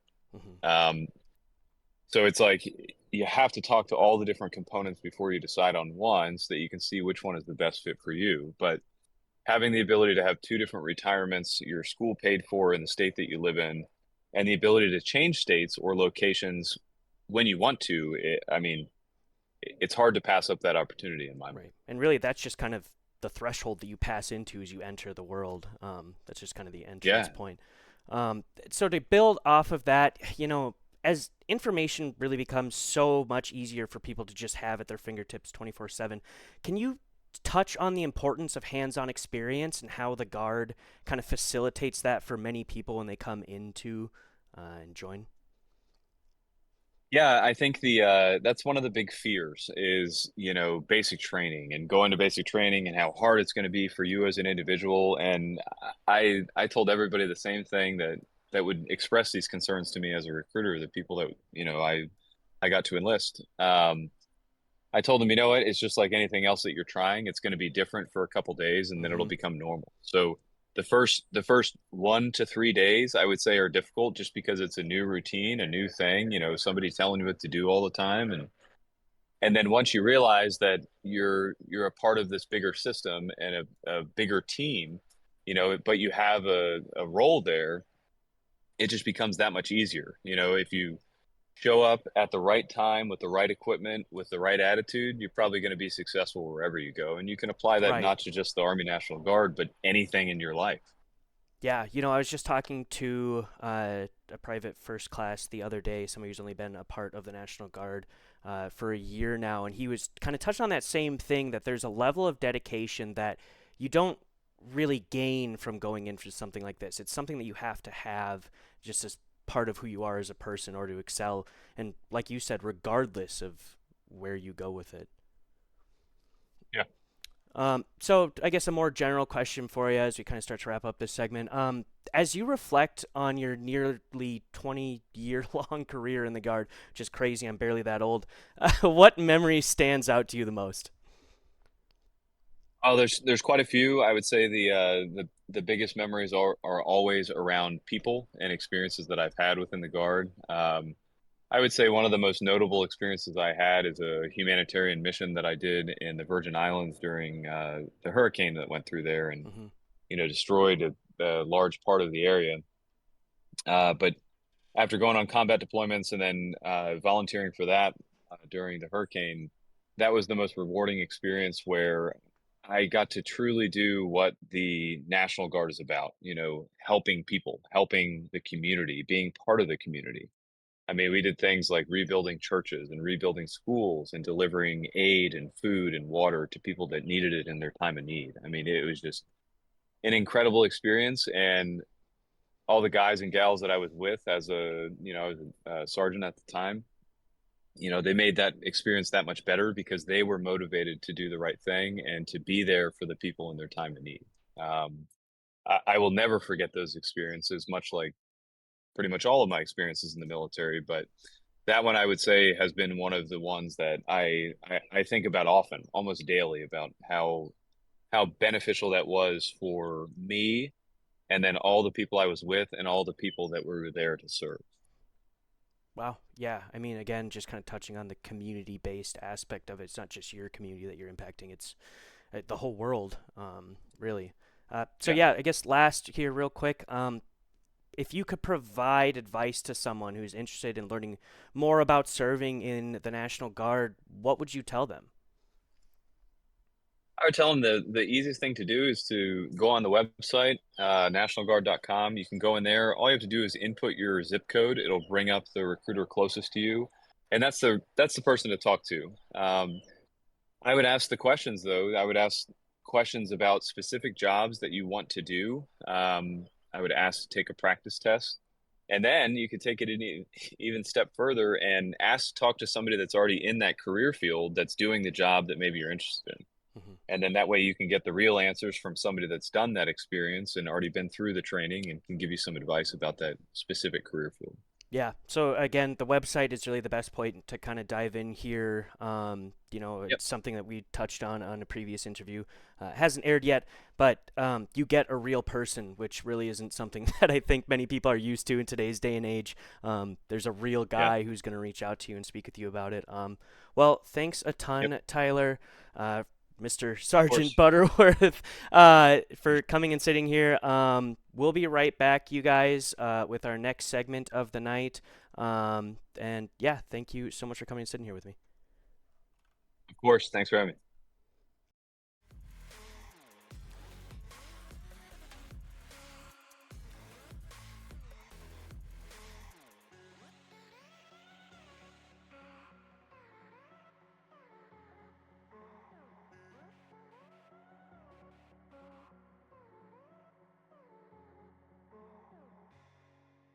Well, I hope you enjoyed that video, ladies and gentlemen. It definitely gave myself a chance to have a break, restock up on some water, and get myself prepared for the crunch time period of this playoff stage. 2 more semi-finals and the grand finals still to go before we can get our second Spring 26 Classroom Clash champion. We are guaranteed a new one as well. Thanks to that last series, we witnessed that extremely close, high-scoring affair between Beckett's Buns and the only 1v2. He ended up eliminating the champion of the first event, and now it's going to be Beckett's Buns versus Ajax for that second series today. However, That's going to be a little bit later in the stream because, first of all, by the way, still in that best of 3 format. It's not best of 5 until the grand finals. The grand finals is special and uses that format only. We've got ourselves Rebot versus, after coming victorious in the February derby convincingly, February 27th, 2026. New and improved of February 23rd versus Rebot. Rebot hailing in from Colorado to try and take down this February side. This is going to be quite an exciting matchup because, of course, as the days go on, you assume that the talent of the bots gets better, or I feel like more appropriately, we should say the talent of the coders that have fed all the ideals into these octanes. And it's February 27th, taking it safe back to their own defense. Try and play this ball back forward. Set the chance, start to initialize any opportunities towards their opponents. And as I mentioned, these are all STEM students that are watching their bots clash swords throughout the day. Rebot will land that first swipe across the shoulder of February 27th. But with a lot of these students, of course, this is for many their first time actually trying a project like this, a lot of which not coming from Python backgrounds, but from scratch with the help of Skillquest.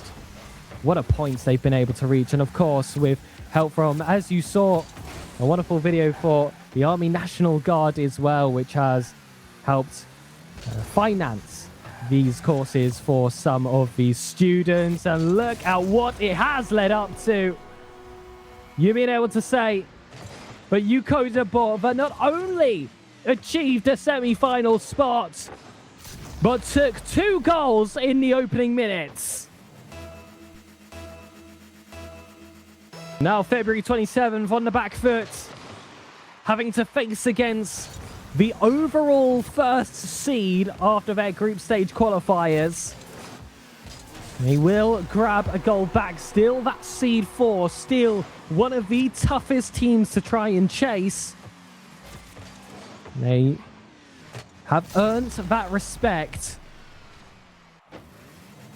to respect that there is a chance that they can make this comeback. And I wanted to have a look to see if this is a matchup that happened in the group stage. It actually didn't. In Group 12, February 27th, were able to top their group. And as for Rebot, they, of course, were able to top theirs, hence them heralding that first seed. And, well, they are really earning their medal here with their 3rd goal scored. This one from their own half, and that is such a tough shot to find. I'm not scoring that ever. Yeah, it's a strike which you could describe as robotic, and you'd actually be 100% accurate. Had to just thread that through the eye of the needle. This one, though, is a very wide gap to get this one through. Rebot will make it 4. And February 27th, as much as it has gotten itself a wheel into the game, Rebot has started to dust itself away. We've seen high scorers. We saw that in the last series. But that started to diminish the differences in scoreline at the very least as time went on. For now, it is only widening, with Rebot being just a slight bit more consistent when they are gifted possession. Though February 27th, it's these backwall bounces, which for all bots we've seen today, definitely has been a bit of a stickler point to try and come out on top. And that's actually one thing that we can relate to the bots with. If you've ever watched a human play Rocket League for the first time, of course, there's no game like Rocket League out there, so it is about as bare bones fresh as a gamer you can possibly get playing this beautiful game. It's those walls and those back walls that often do cause those troubles. It's hard to realign yourself if you accidentally find your way up it. It's the bounces that become tough to read all the way up to SSL level as well when it comes to those pesky corners and the waterfall. And essentially, these bots are exactly that, empty vessels, fed code to learn the game for the first time. And some of those mistakes can match. I'm not sure how many people get an aerial, though, early in their Rocket League career. Reedbot has certainly got one for themselves. The shot, though, off the ground is off the post. Has to recover towards that far side. And we've seen this a few times, just resetting the ball towards their back corner, picking up some boost as well in the meantime. For now, February 27th has only had pads to pick up that one. I believe he is knocked in himself. Let's have a look over here on the replay.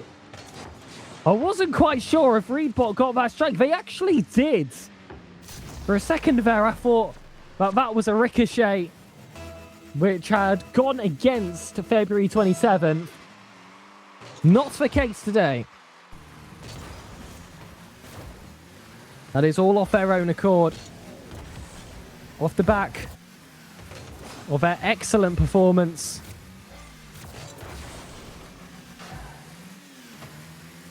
And I thought I would go back and have a look as to what was so significant on February 27th that it warranted naming their bot after it. They've gotten themselves a goal, and I found out that Scream 7 premiered in theaters. And ironically for them, this first game has been a bit of a horror show for them. They could flip the script here if they were able to pull off a comeback in the final minute of this game and inflict a bit of a fear factor onto their opponents like they have done in their previous games today. But for now, February 27th, on the hook, that ball is rolling across the post. And I thought they were catching this one a little bit too late. I stand corrected. The scoreboard corrects as well. 5-3 with 53 seconds. Take a screenshot. That's got to be an angel number. February 27th. I said it'd be a very unprecedented comeback if they were able to pull it off with just a minute to go. But with the ball in that Reedbot half, I started to believe, but all of a sudden possession started to flip across, and now this is bouncing down. Just a touch required. We've seen aerials from Reedbot before. That one doesn't land, but a reverse does. And that's going to be the first goal of the day with the brake lights on. Watch out wherever you are. Reedbot is hauling it back. 6-3. Momentum destroyed. And the timer chopped down. That is without a doubt game one decided. It will go to Colorado's very own February 27th. Will be sent back to the theaters. And that hits ground. Game two. Have to start fresh. We have to start to see a little bit more from February 27th. Like I said, to even get to this point where you can even compete in the group stage and have a working bot to play against others is so impressive. Now you start to pile on that these bots were good enough and optimized enough to make it to a playoff stage. That is another level. How about take it one step higher and qualify for a semi-final?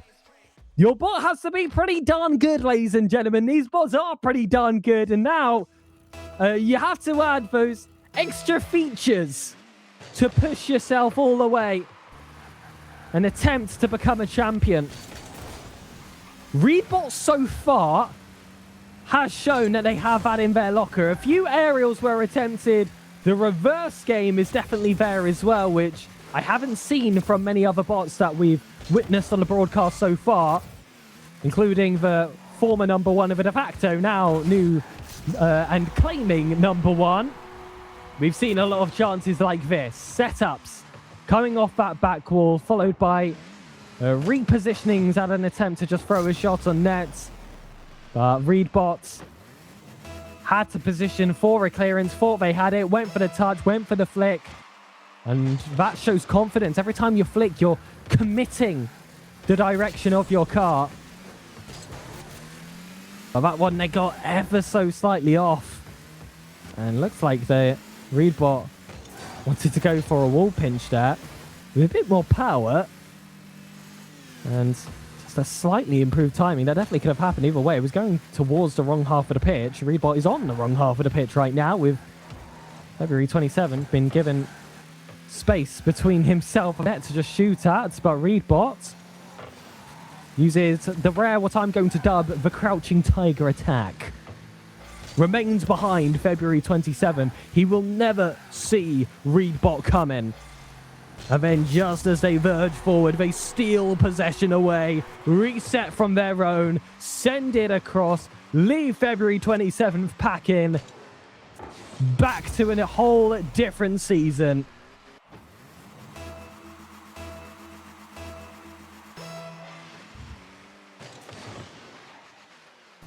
But this summer, Reedbot looks to be the ones on top. They are so far with the series scoreline going in their way. Still more to be shown, though.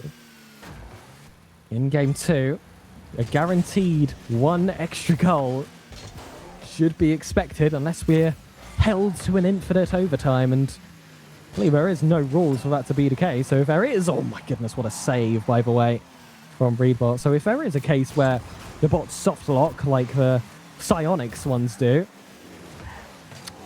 that'll be an interesting call to make. Not going to happen here, though. Reedbot allows the people over at League OS to wipe their brow with a handkerchief at the mentions of a potential curse I put upon them. Because now, overtime looking less likely unless February 27th can pull off a perfect kickoff, get themselves around the left-hand side of the ball. You know that a Beckett bot would have flicked left to reposition. This time, it's awkward scramble to get themselves back onto the ball. And those are those few moments where you can really see the different identities of the different bots in this tournament. Because you know how Beckett is going to take that one. And you know that that's a position that Beckett is strong in. Not necessarily the same story for February 27, although they definitely have had their own moments of strength, namely how they love to just pounce towards the plate. This is going to be another attempt, going up the wall to do it. Flicks through. I'm not sure this is going to put them in a winning position. That's a dangerous place to have the ball, but Reedbot was nowhere to be seen, uninterested in any of the opportunities February 27 was setting up. And well, they're going to regret that now, because we are equally split down the middle. And February 27 continues to test the scheduling of the tournament. They flirt with the idea of the third game 3 of the day. But by the way, we had an internal discussion with the League OS guys, and we looked back at the brackets as well. We can only use what knowledge we have from the previous tournaments. But game 3s are not common. And to be fair, game 3s haven't been common in this tournament. We've just got a real knack for picking them. But it's all for the spectator experience, ladies and gentlemen. You've been able to enjoy so much Boyd Rocket League. Reedbot won't find a target here. Has a flip reset, though. Readjusts nicely. Doesn't use it. We'll call it a fake reset. The most used play at the highest level of 1v1s. For a second there, Reedbot was SSL. But now snapping back to reality. I like that setup touch, actually. The second one left a little bit more to be desired, but still advanced the play deeper into that third. And if February 27th was coded to be a bit more passive, that definitely would have given Reedbot a shooting opportunity. There definitely is something to be said about how some playstyles of bots will counter others. We've seen some that are a bit more defensive, seen that are a bit more aggressive, some that like to think about how they shoot a bit more, and others that just want to flick on every single occasion. Reedbot has definitely been one of those that has just attacked the ball at any time. There's been a few moments where we've questioned why it has decided to flip into the ball, yet it has done it anyway. And it has definitely put February 27 on a leash around the pitch at certain moments. It certainly will do here with that pinch going across. But this is the time where that really helps. Because when you do play that boom ball, that Brian Clough ball, whatever you want to call it, that really helps bring down that clock. And that is going to be vital for Reedbot, because there's only 5 seconds left to go. It could be our first sweep of the day. It could be our first ticket stamped to the grand final. Seed 1 proves their mettle, earns their flowers, and we will see them again in the final matchup of the day. Their best of 3s are all over. One more best of 5 remains for them, but to face them, will it be the Giant Killers? Or will it be an unlikely foe? That's to find out in the other semi-final. What a semi that this first one was. It's been a lot of close games on this side of a bracket. Reedbot, though, having a pretty confident run to get themselves into this point. Obviously, getting that opening sweep against Bot 1, only dropping a game to Brick, and then taking this one rather convincingly. I actually see they were the only team to ever get a win against February 27th, and they got 2. Seed 1 doing Seed 1 things. That is a really deserved qualification into that finals. And now it just leaves that other side of the bracket, what has, I would say, looked like the tougher portion, if I'm completely honest. I liked Beckett's Buns. I liked the only 1v2. It felt like either one of those teams could have been worthy of a grand final. And it looks like that could have been the grand final. I know that was mentioned a few times in chat. I echoed it a few times on stream as well. However, there has been a shroud of mystery around Ajax throughout this entire tournament, getting a sweeping win against Template Bot in the first matchup of the day, managing to beat out Lerper in what is considered a rare game 3 against what this stream so far would have told you, and now having to play Beckett is Buns, which I think for many people here in chat, certainly for myself, I would say are the favourites to go all the way with them beating the only 1v2, and just how solid they looked when we were actually watching the games here on stream. They are now the team with the target on their back. It's like a game of champ. Once you take champ, everyone wants to be champ. Everyone's going to go for you. And now it's time for Ajax to try and rob that crown away from them. And I'm not sure if it is deliberate links to the Dutch football club that once heralded itself so highly within European and global football back in the day. But I would like to see what version of Ajax we are going to see today. Is this going to be the Pride of Amsterdam, or, well, in this case, namely... Oh, actually, it doesn't specify a region where Ajax was built. So you know what? In my headcanon, they're Dutch. How about that? That's for Beckett's Buns. I believe they also didn't list themselves a state they originate from. So they were an Angel dropped down to see if they could be the best Rocket League bots coded by one of the amazing students of Skillquest.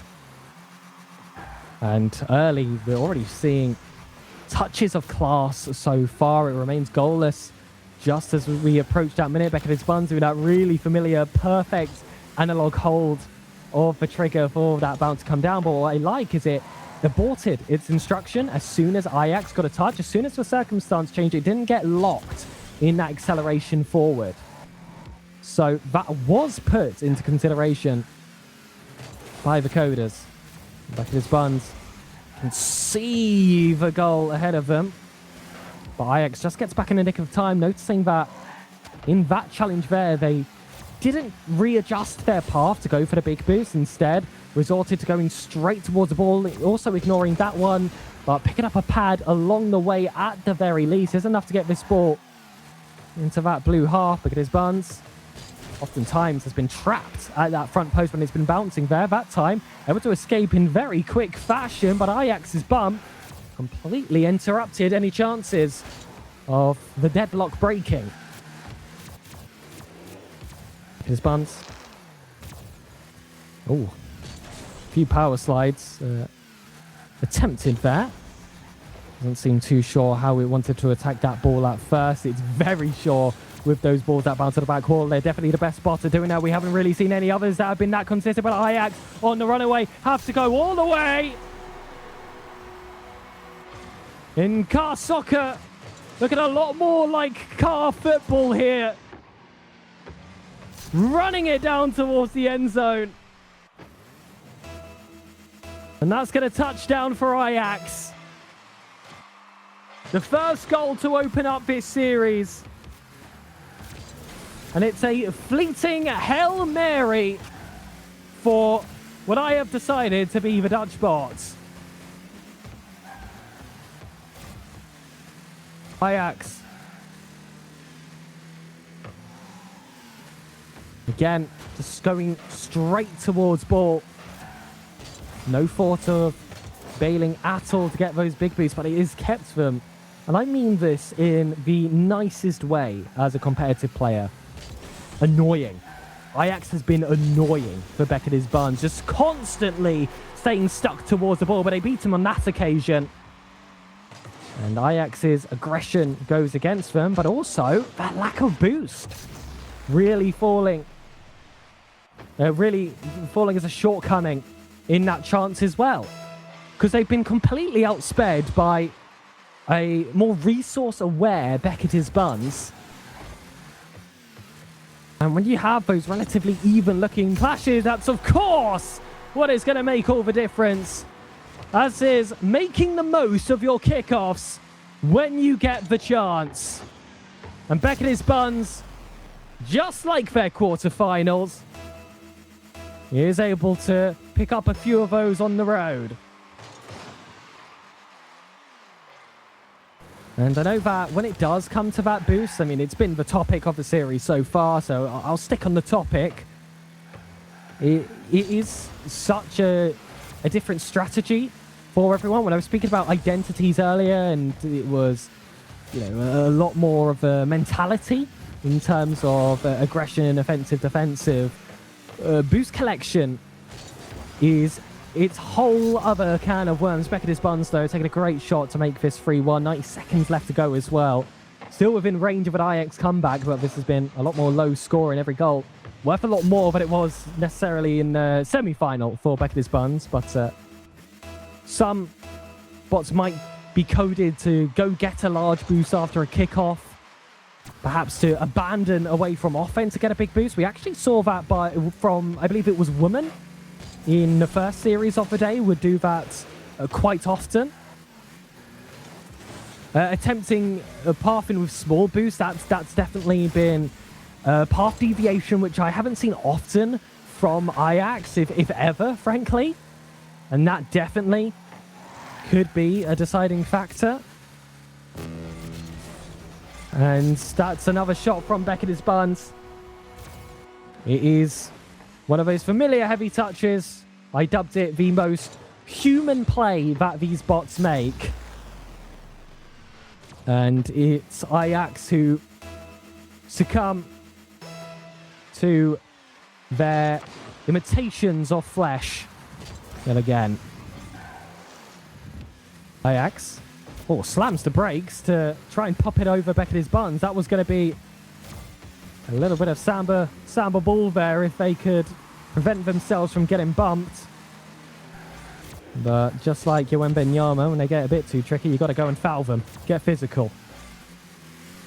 That's another green room conversation I brought into the stream. But there you go, ladies and gentlemen. Beckett's buns. Patience, and where is Ajax? There he is. Just wrapping around from behind. The crouching tiger technique, as I called it before. And I am trademarking that, so I expect royalties. Beckett's buns.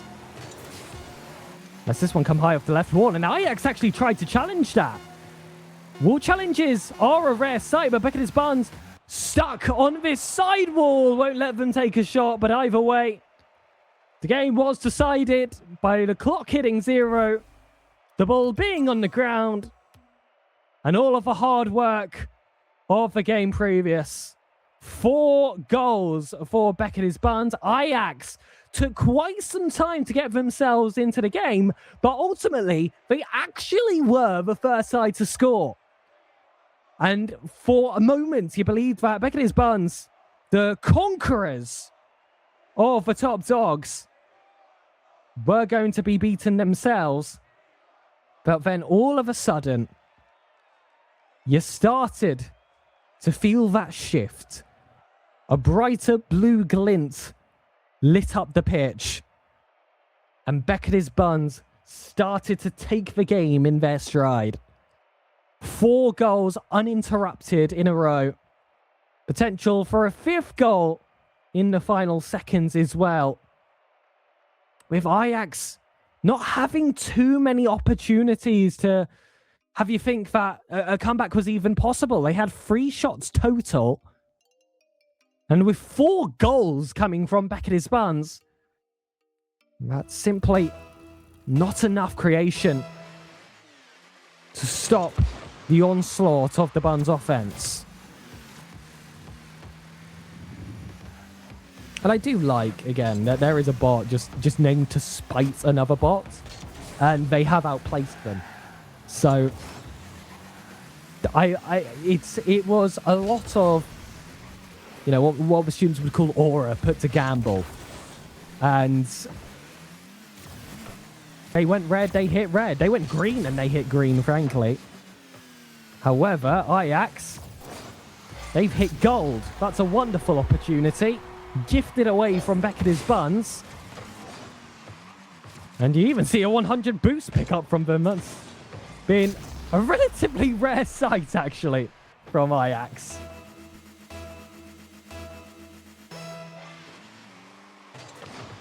Back on the kickoff.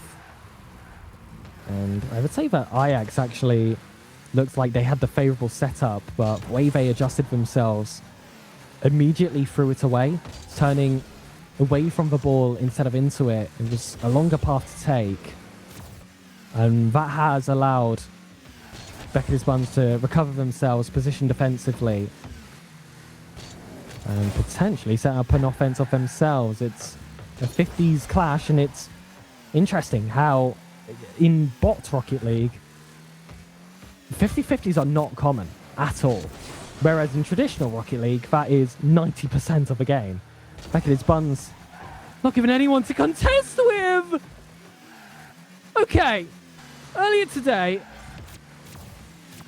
on a few occasions, I said the most human thing that these bots do is panic on their goal line and give away an open net to be punished.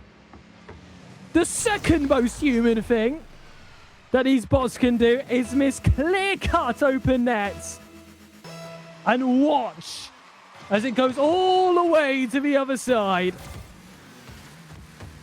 Beckett's buns will get a feel for that. And whilst the game data will feed them, but a goal has been scored against their favour, blank faces of these Cybermen will be unbothered moving forward. Don't have to worry about getting tilted as the game goes on. The fight simply continues.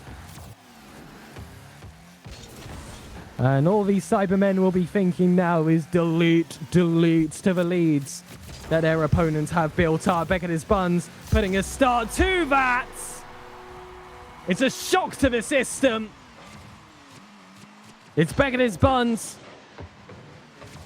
again recovering from a deficit against Ajax. It was only 1 to recover in game 1. This time it's 2. But 4 goals achieved in the opening 5 minutes proves that this is within their realms of possibilities. Especially with half a game still to be played. Both race towards the ball. Ajax ends up coming out on top. But time on the ball is going to slow them down. And on the underlap, Beckett's Buns has gotten themselves the better side of Ajax. That bump looks like it's going to help Beckett more than it'll hinder them. But hold on, that's a missed call made from Beckett's Buns, and Ajax doesn't go for net, instead goes for corner. One of the rare times they've picked up boost, and I wouldn't say that was the moment. It's devastating, but the lead is still going their way. And whilst there's lots of time to burn, every second is an assistance, nevertheless.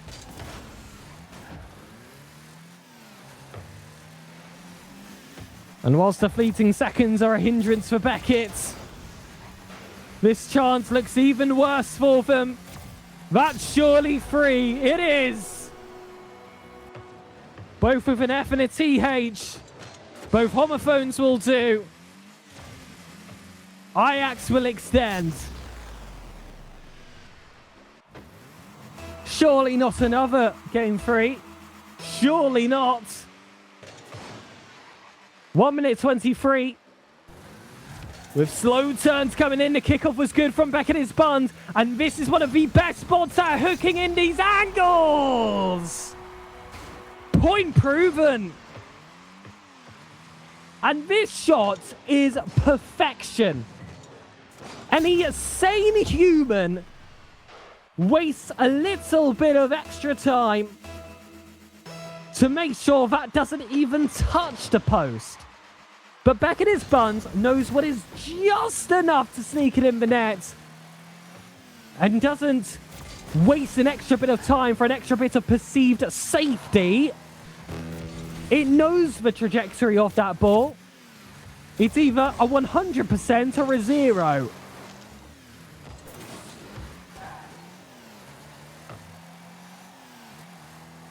And Ajax, well, at least hold on, Ajax? No, that's the wrong net! That's the wrong net!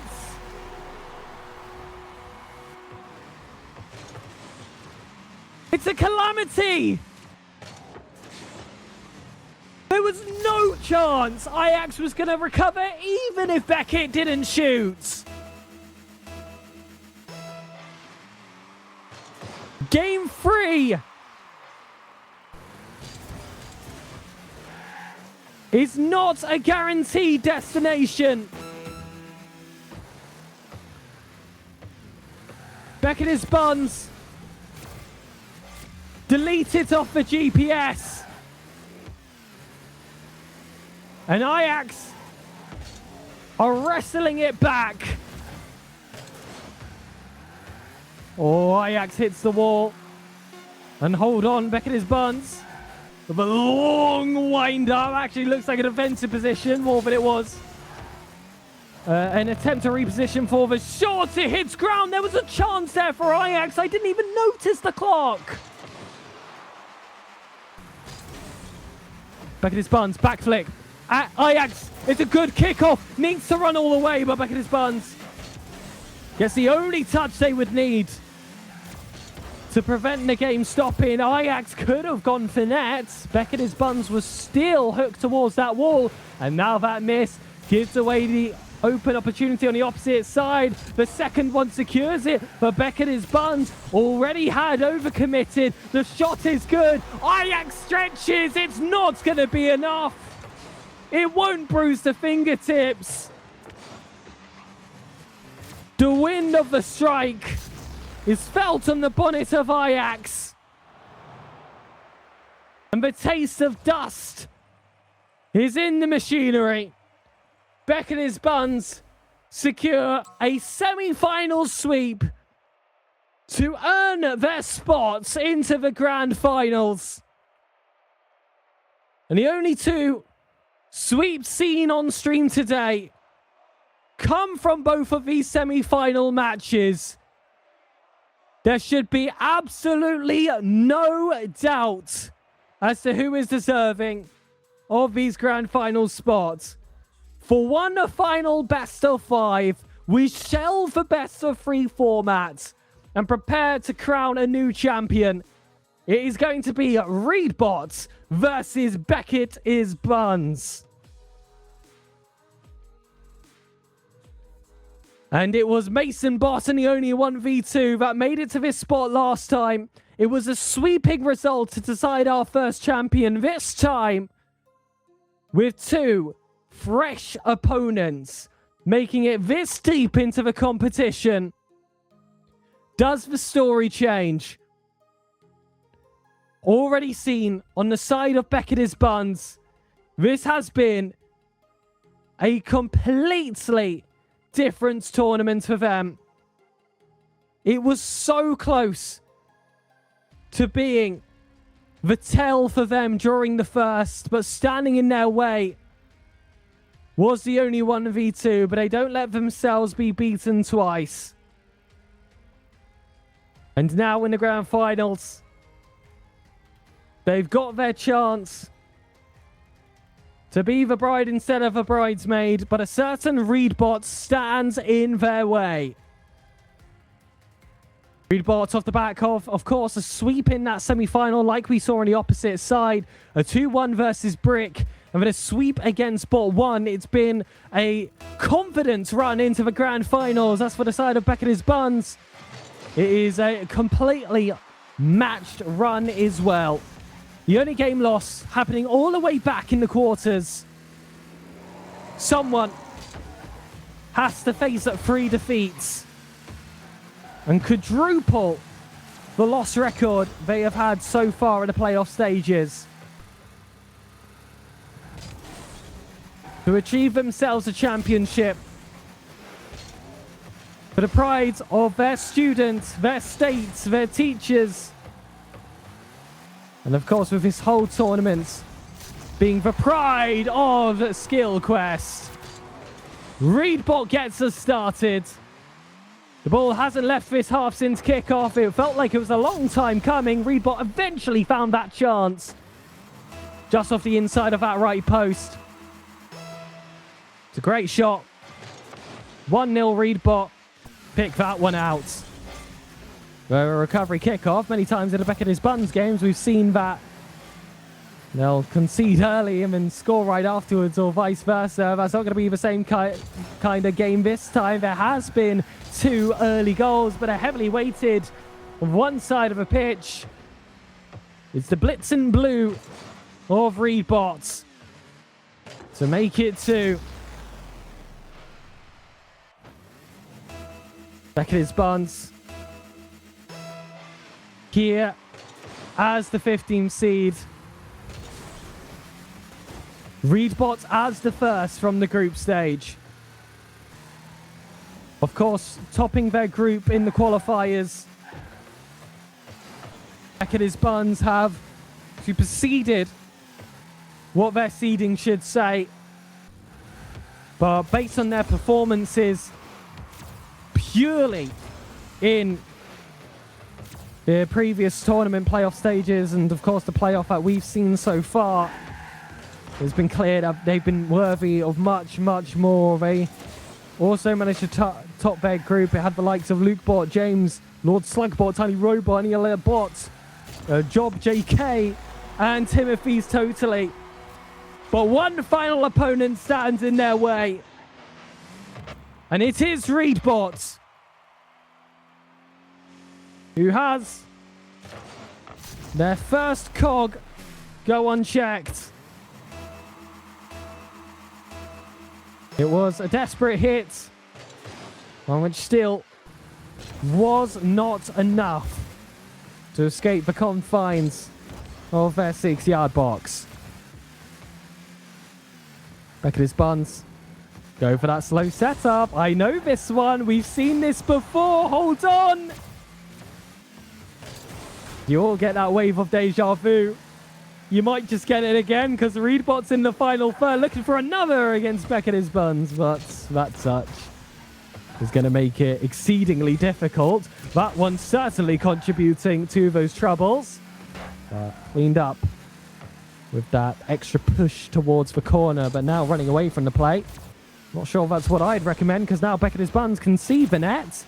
And they very rarely miss from these chances. That was scary watching it roll up the post. But it was just about enough on the inside. Slips past the line. Ball 4 is grabbed. Just approaching halfway. Oh, wow. That was almost a perfect mirror kickoff. And, well, with these being the best spots, they also have the best methods of kickoff as well. Seems like both of these coders reached the same conclusion as to how they should be taken. Look at his buns. A little bit of ballet on the pitch. Don't mind it at all. Reebok's gone for an aerial. Now this, as impressive as it was mechanically, my game sense alarm is ticking. And I'm not sure that was the right choice. He's gone away with it. And now with a shot from deep, it's been able to pay off. Back at his buns.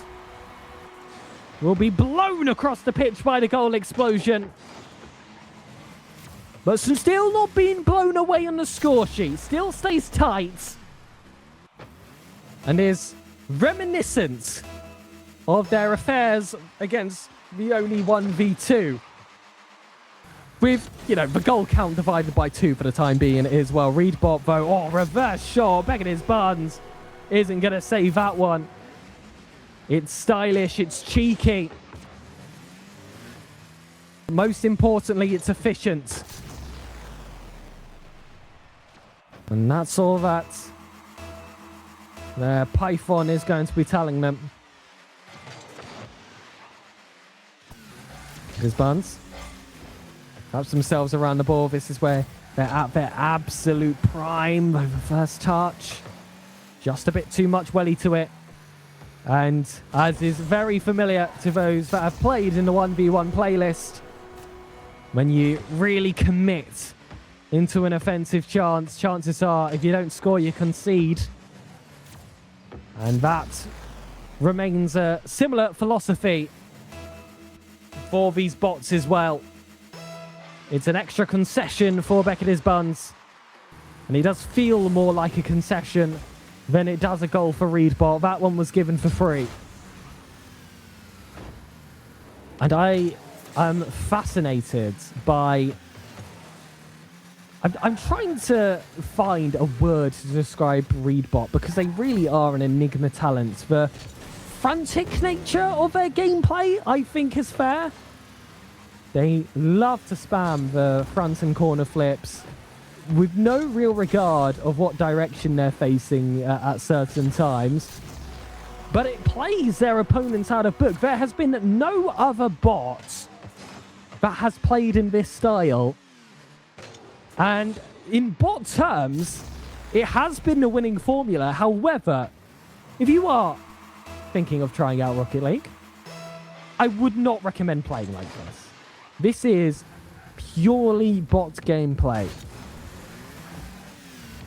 It is a whole different game of Rocket League.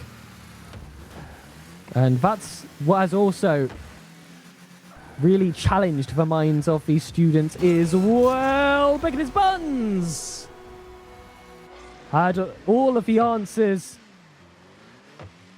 printed in his VS Code to take that opportunity whenever it's been granted. We've had a lot of those off-angle chances where they just take it low from the corner and just dribble it to the back of the net on a few occasions. And again, it's that same kickoff which they've defaulted to. Reedbot again has gone for that aerial as well. So there are a few patterns which are consistent, and of course it's going to be the set pieces where that is a lot more likely. The only set piece in Rocket League. Oh no, Reedbots! That's the wrong way. That is the biggest con of the spammy flip nature that this bot has. It is going to give away those opportunities. Fortunate for them, there's only 13 seconds left. It would have to be some perfect kickoffs from Beckett. And it doesn't happen. That's going to be game one over. It's a best of 5. So just a reminder, we're not on match point, tournament point quite yet. It is still a long road ahead for Reedbot. Still 10 minutes of efficient Rocket League required to take down Beckett's Buns, who, despite the seeding disadvantage, I would say to many, would be considered the favourite to win this tournament. But, as I said before, with different ways that these bots play and the whole different strategy that you have to come up with, I go back to my comparison to blindfolded speedrunning, where you have to create your own setups, which you would never use if you had your eyes available. It requires very unique solutions. So as much as this is an excellent tournament in terms of the spectacle and the enjoyment that we get as spectators and the students got as well in coding their very own bots, all of these challenges are such important workplace skills to be able to build up. So again, these are opportunities that they can talk about in their future interviews. All of the toughest questions in the interview stages, they will already have an answer to, thanks to this wonderful opportunity from the likes of Skillquest and of course the Army National Guard as well, for making this possible for a majority of these students. And of course, League OS adding an avenue for this league to be ran on, of course, with wonderful tournament building software. And it's been great that we can have a stream for this as well, because you do not want to miss any of this action, because Beckett's Buns, trying to chase back this series, has put themselves in the lead of the second game of the grand final.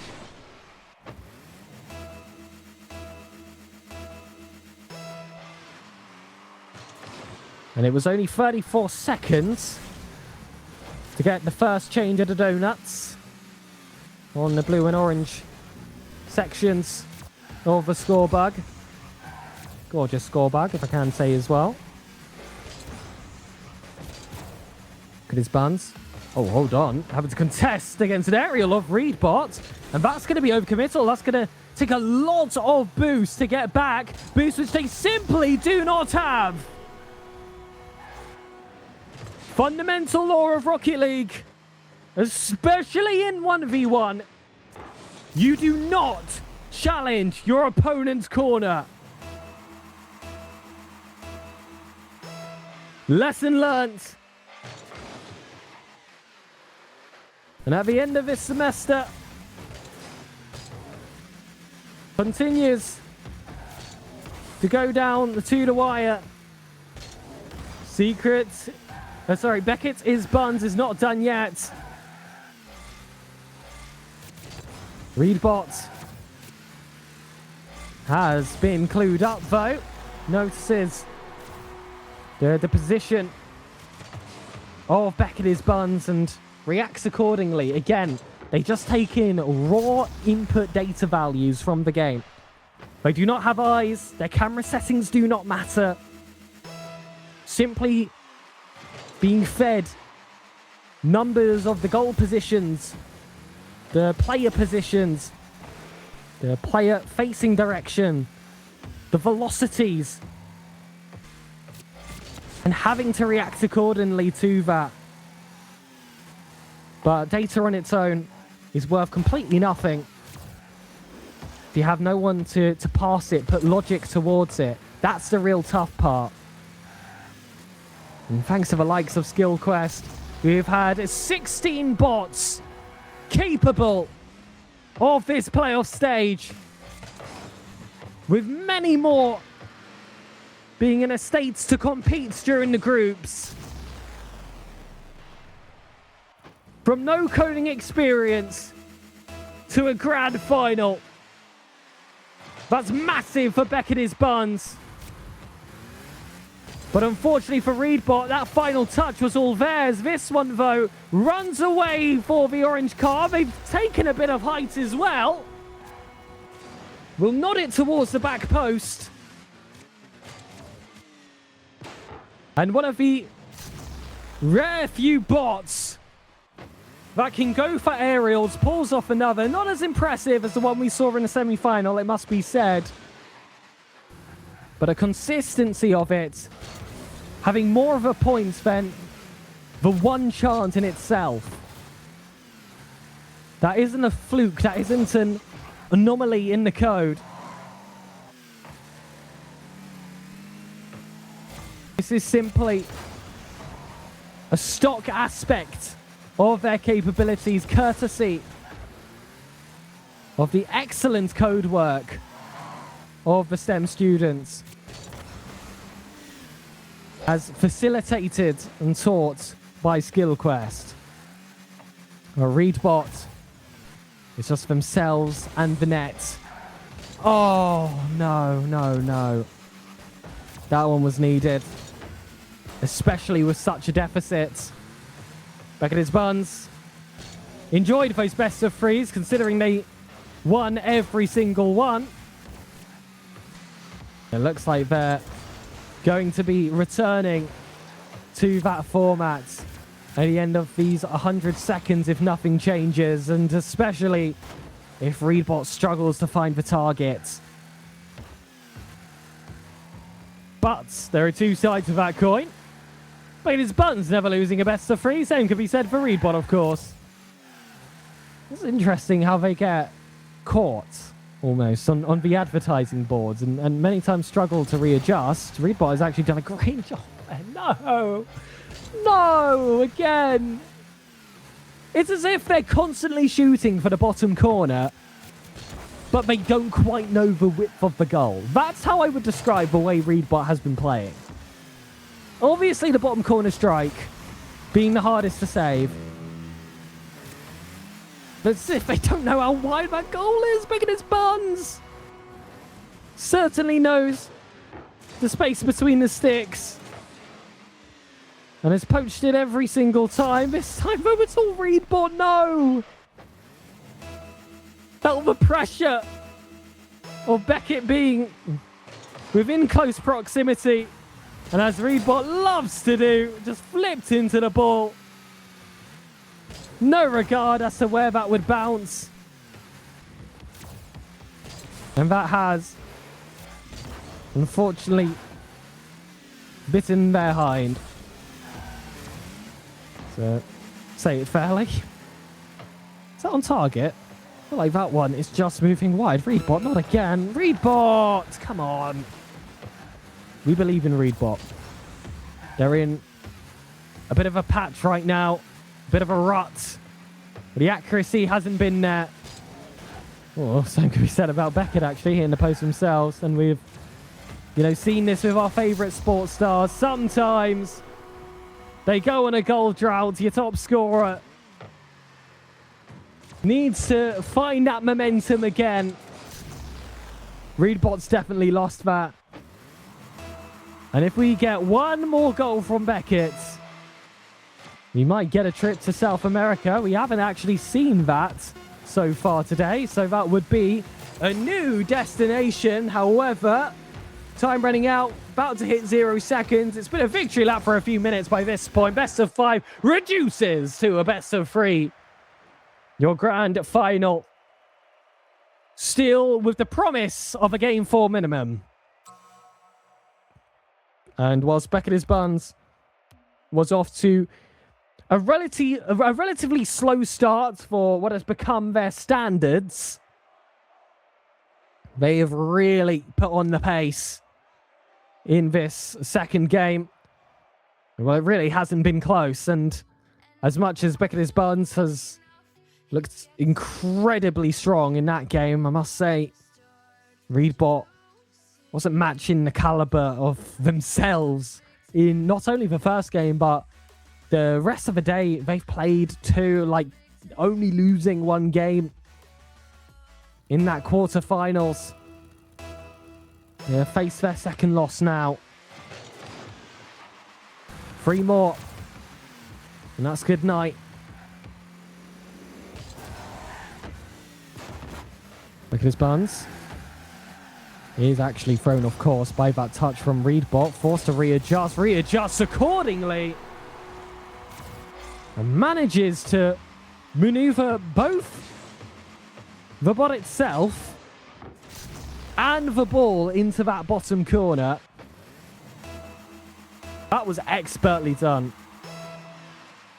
The logic that the Beckett's Buns bot had to go through was really well done. And that's another kickoff goal from Reedbot. It appears that one of these kickoffs, Reedbot has the advantage of. We've seen these backflip goals of the kickoff on numerous occasions, and as we know, the kickoffs tend to be repetitive if they are not given multiple ways to take the kickoff hard-coded. And that can lead to very similar spots, such as Reedbot just getting that free backflip across. I think we've seen this exact same play a few times as well, where Reedbot has been sent to his own corner and just got that corner pinch that brings the ball straight up and into the crystal ball of the stray bounce. Or speaking of stray bounces, Reedbot hasn't read that one, doesn't live up to the name. Beckett's Buns! There's nothing Buns about that attack. Was scared about this first shot coming off the post. It wasn't the cleanest, but I wanted to trust it, because so many times when I see Beckett's Buns go for a shot and I think it's coming off the post, it hits the post in the perfect way. One of the few occasions where that was not the case, still they caught the rebound. Oh, Beckett. Now this is a chance you fancy from in.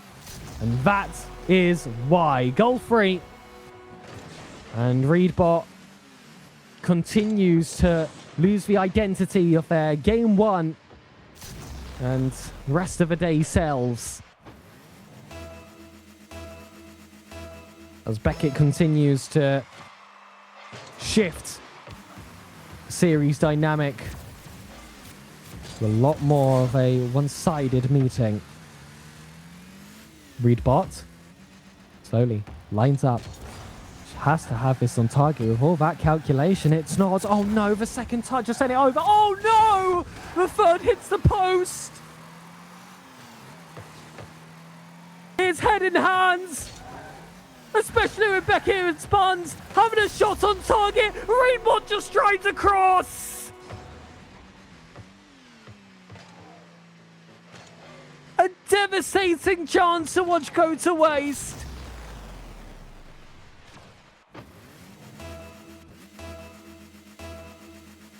Brutal for Reedbot.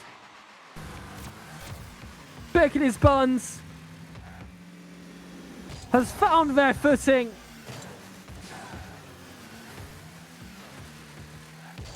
There is stability in their gameplay now, which was absent in game one, but has been on full show in game two. Game three, the same stability, which Reedbot just has not found. But this Buns reads it off that back wall as well. 3 minutes still to go. A goal a minute needed by Reedbot, but that's assuming that Beckett's Buns never scores again. That had to be step one.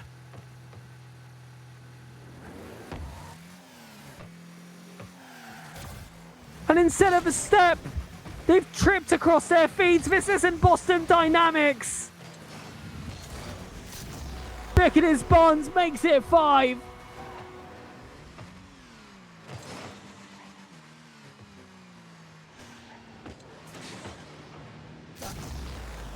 South America was alluded to in game 2.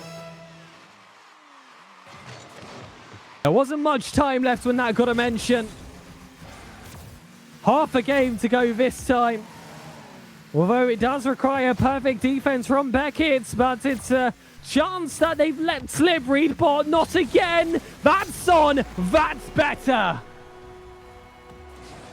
And if one bot can score so many goals in one half, why can't the other? There's no mental game to beat. There's no accelerated heart rate. It's the simple ticking of their pulse that remains consistent throughout every single game they play. Readbot has to get the hook. It's off the post again and the crossbar. And now Beckett is buns with a counter-attack. They've gone wide themselves. Readbot has gone up. Well, that one's too high. Come on, you've got to take this. You've got to take this. No, they're looking like me out there. That's not good. That's fitting, because I have been called a bot on numerous occasions. Beckett has stolen the first 100 boost. And oh, Beckett just been given that goal for free. And I'll be honest with you, ladies and gentlemen, I got the numbers, the colours completely mixed up there. I just assumed by the positioning, which for the most part in this series so far has been pretty consistent and typical as to what you would expect. It was broken there, and I just assumed the deeper set player was going to be the defender. It just wasn't. Beckett was given that run for free, and will be given... Oh, no, he will not! I was going to say was given a 7th as well. Readbot has made an excellent save and was rewarded with the counter punch as well. One of the best saves of the day we've seen. And that is why you do not celebrate too early.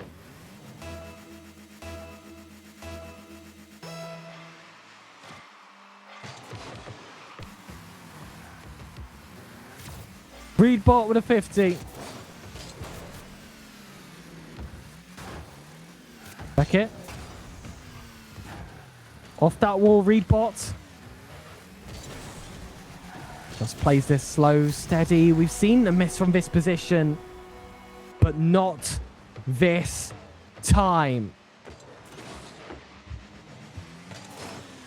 Here we go. 2 goals. 39 seconds. Is there still a grand final miracle brewing? Beckett will want to play spoil and put an end as soon as possible. That's actually an outplay from Readbot. That hit the back wall. Beckett Barnes has been sent towards her own corner, but they're just not making a connection on any of those flicks. That was needed. And then a kickoff afterwards. If we've seen those kickoffs that end up in a backflip for them being a very quick way for them to score. That's a chance missed. That's a game lost. And just to sum it up, that shot was wide as well. 6-4.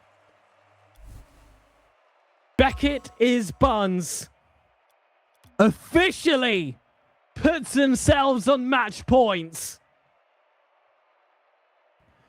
Do not miss the moments. Do not go anywhere. The best of 3 format has been abandoned. And it is not over yet. Readbot starting to get themselves a lot more into the game as that game continued. It's just proved that they are not to be counted out. I was concerned with how that 3rd game started, that it was going to be a repeat of game 2. We saw a really early 5-1 scoreline in the Beckett favour. And they were still able to claw free back at the cost of only 1 goal received past that point. That's the type of form which, if they can hold straight from 5 minutes in this 4th game, we could see what in spirit would be Champions Field in the grand final. And we've been no strangers to games going the distance. All 3 in the first half did exactly that. It's a post hit. And Reedbot almost slotting it in their own net. But not this time. And this often, these positions where they're really tight to the ball, ends up following a very slow... No. No. No! This is championship points! If 1 goal's the difference, that's the decider!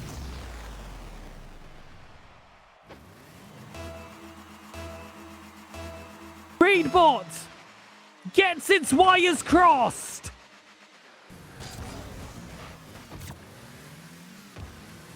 Back in his buns, had a good kickoff as well, a chance to double up! It's a goal from either player, but both land in the same nets.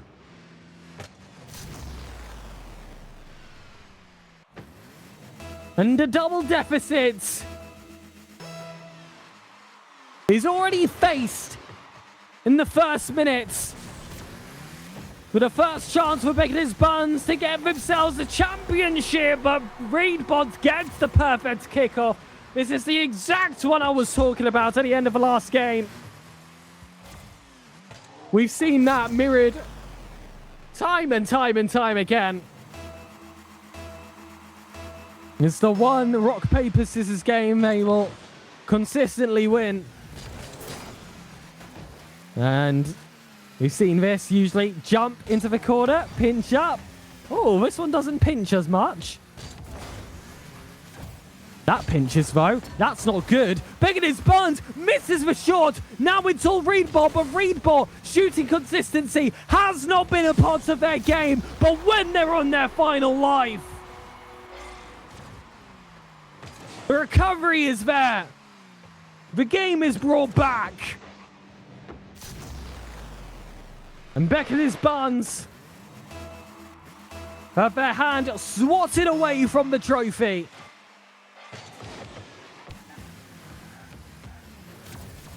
And Reedbot was going for another reverse shot off a kickoff. That wasn't the one we've grown to become familiar with. They have the 100 boost. Beckett's got nothing, but Reedbot can't find the target. Has to rotate back now. And it'll be a moment of calm, unless Reedbot has anything to say about it, because I fear the excessive flipping is going to catch them out of position. They are out of position. Beckett's on the turn. The post is hit. Now Beckett's out of spots. And Reedbot doesn't get there before Beckett's! Now they're even in own goals. But there's disparity on the score sheets. Reedbot takes the lead.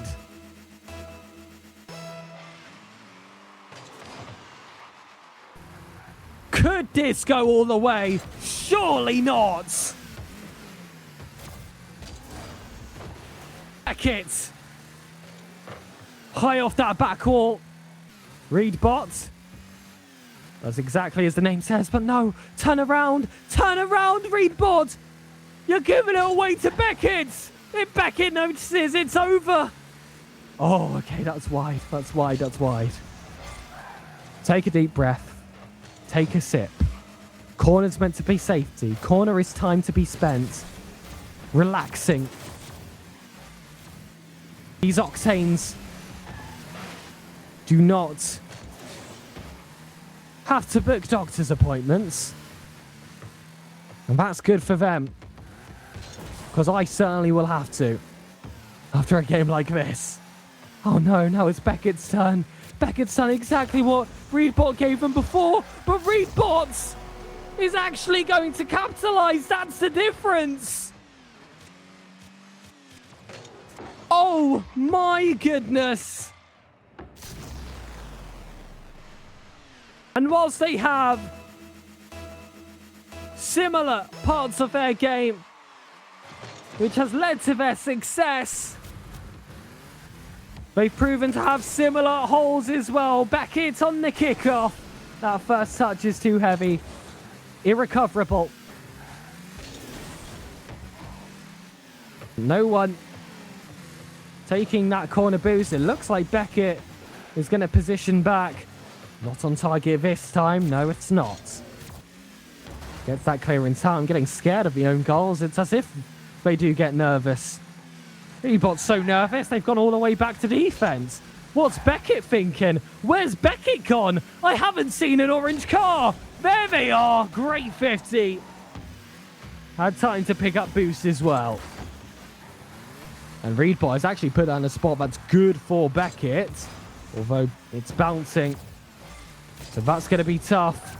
But they recover and tuck it away. A low-driven strike. Puts it back within one. The bots with 2 chances to take a championship. Still not giving up on this first hope. We know that kickoffs can go wrong for Beckett, but this time it's landed very, very nicely. The ball, though, not bouncing in the way they would like. Instead, Reedbot puts it on a plate for themselves. Surely they don't miss. 5 goals. Potentially for 5 games. Beckett is Buns with 58 seconds. They've got to hope that this isn't the cursed kickoff. It is not. But there's still more work left to be done. Beckett has to find a goal here. Reedbot, we've seen him own goal in this position before, or at least give the ball away. Beckett's actually contesting with a few of these bumps. Mid Central has to get another, otherwise a stray touch from Reedbot could have sent that all the way into their own net, and by that point you are just assume that game 5 is imminent. You can still hold those assumptions, because if Reedbot scores, that will do the job. Still only 19 seconds. That chance is dwindling for Beckett to get it done early. This is surely game over. Beckett's taken too long to recover. We're going the distance, or are we? 3 seconds for the kickoff. Surely not. Surely not. You cannot write this. The only script written was those on VS Code. But as for us here in production, we sit in shock as game 5 is guaranteed. One final 5 minutes of regulation to decide our Spring 26 Classroom Clash 2 champion. What a recovery for Reedbot. A calamitous second game. A slow starting game 3 is followed by an electric 4th. The momentum falls. Beckett is sent to this final showdown. Reedbot, though, that kickoff's not good. Beckett will take goal 1. And this isn't your traditional 1v1. You'd assume there are plenty more goals to be seen. How those are shared across, you'll just have to sit back and find out. Kickoff. Looks good for Reedbot. The reverse setup. It's misaligned. That's given Beckett another. Just like game 2, just like game 3, the games that Beckett have won. It's an early, wide advantage taken against Reedbot. And it is bad signs for the first seed. But this is the start their grand finals has had. There's been a bump as well from Reedbot back at his buns. Still remain in a good position. Reedbot set it up for them. The aerial is there. The faintest of touches doesn't cross the line. Reedbot can't adjust. Reedbot cannot own goal. Reedbot doesn't need to. Beckett does it alone. And there have been so many tricks up the sleeve of Beckett. This one's a hat trick. And it could be the most important hat trick that this bot has ever delivered to the virtual pitch.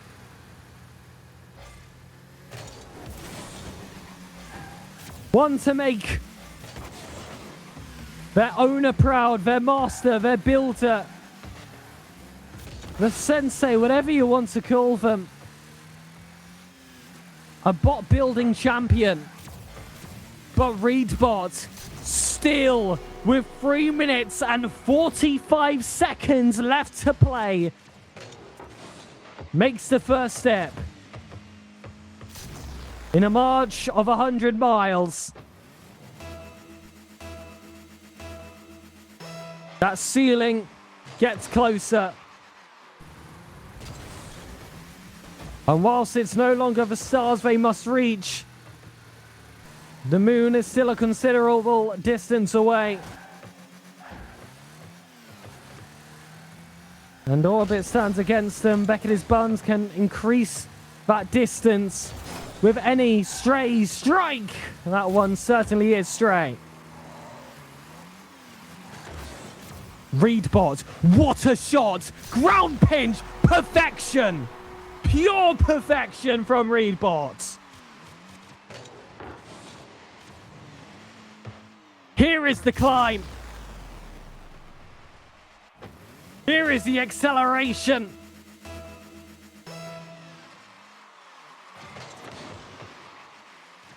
Beckett's buns. It's tough to fight against this momentum. But is the force still there? Reedbot, no way. Is that goal 6? Is that 3 in a row? Is that equality? It's a bad bounce, and that is bad news for these bots. It's worse news for Reedbot. Beckett on the run, doesn't bucket. The post is hit. And both bots waste a chance. Beckett repositions. This is as one-on-one as you could call for, but the aggression of Reedbot is seen yet again, even when out of position. Being that nuisance for Beckett. Beckett. Looks like they'll be giving this one for free. Reedbot's read it wrong. Goal 4. Goal 4. 2 minutes 13 to go. And still more to be done. We've already seen that these goal deficits can be reduced to none. That doesn't change in the grand finals. No nerves. No adrenaline. No veins for them to pump in. Oh my goodness. But it certainly would be high with that save Reedbot got. That was a crucial touch. Beckett surely had the goal, and it's done a lot more than preventing the orange side of the scoreboard from changing. It's flipped it back round. Reedbot is back to within 1. How many more twists are in this tale? Triple digits will turn to double now. Shot by Beckett. It's wide. Reedbot, though, still has to get that clearance. Look at his buns. It's proven that they are a bot that can readjust. Reedbot had to take this chance and just doesn't. And now Beckett has been able to clear it away. That was a pocket in time, but equality had to be reached. He pinched it across net, and it's another one that has me nervous with the own goals we've seen from Reedbot. That touch from Beckett, though, is poor. They don't have boost to recover. Reedbot is patient. There's goal 8. This game's been great. Oh my goodness. Just over a minute. And we cannot pick a favourite. Reedbot has been the chasing team, not only in the series, but in this final game as well.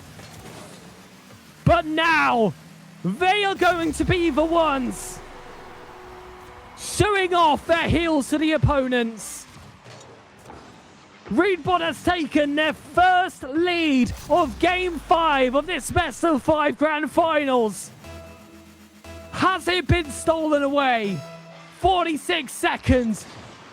So much relies on this kickoff, but Reedbot's signature backflip puts it to the corner.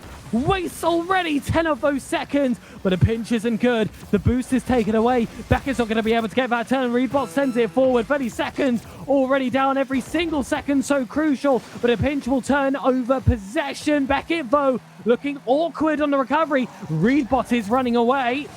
Now looking to get themselves back into the action. Beckett's been bumped, but they adjust very, very well. They have to hurry up. The time is going down. It's down to 10 goals total. It is going down to the wire. To the final 10 seconds or potential extra.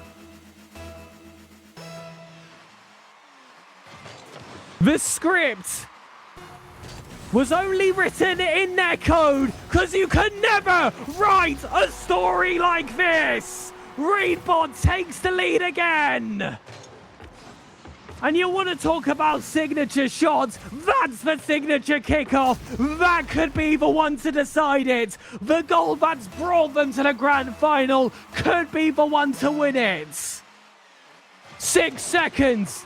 The kickoff is neutral. That's good for Reedbot. The time continues. 0 seconds. It is over.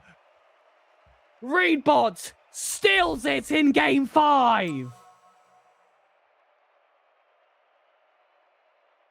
Blood, sweat, tears cannot be felt by those that are played.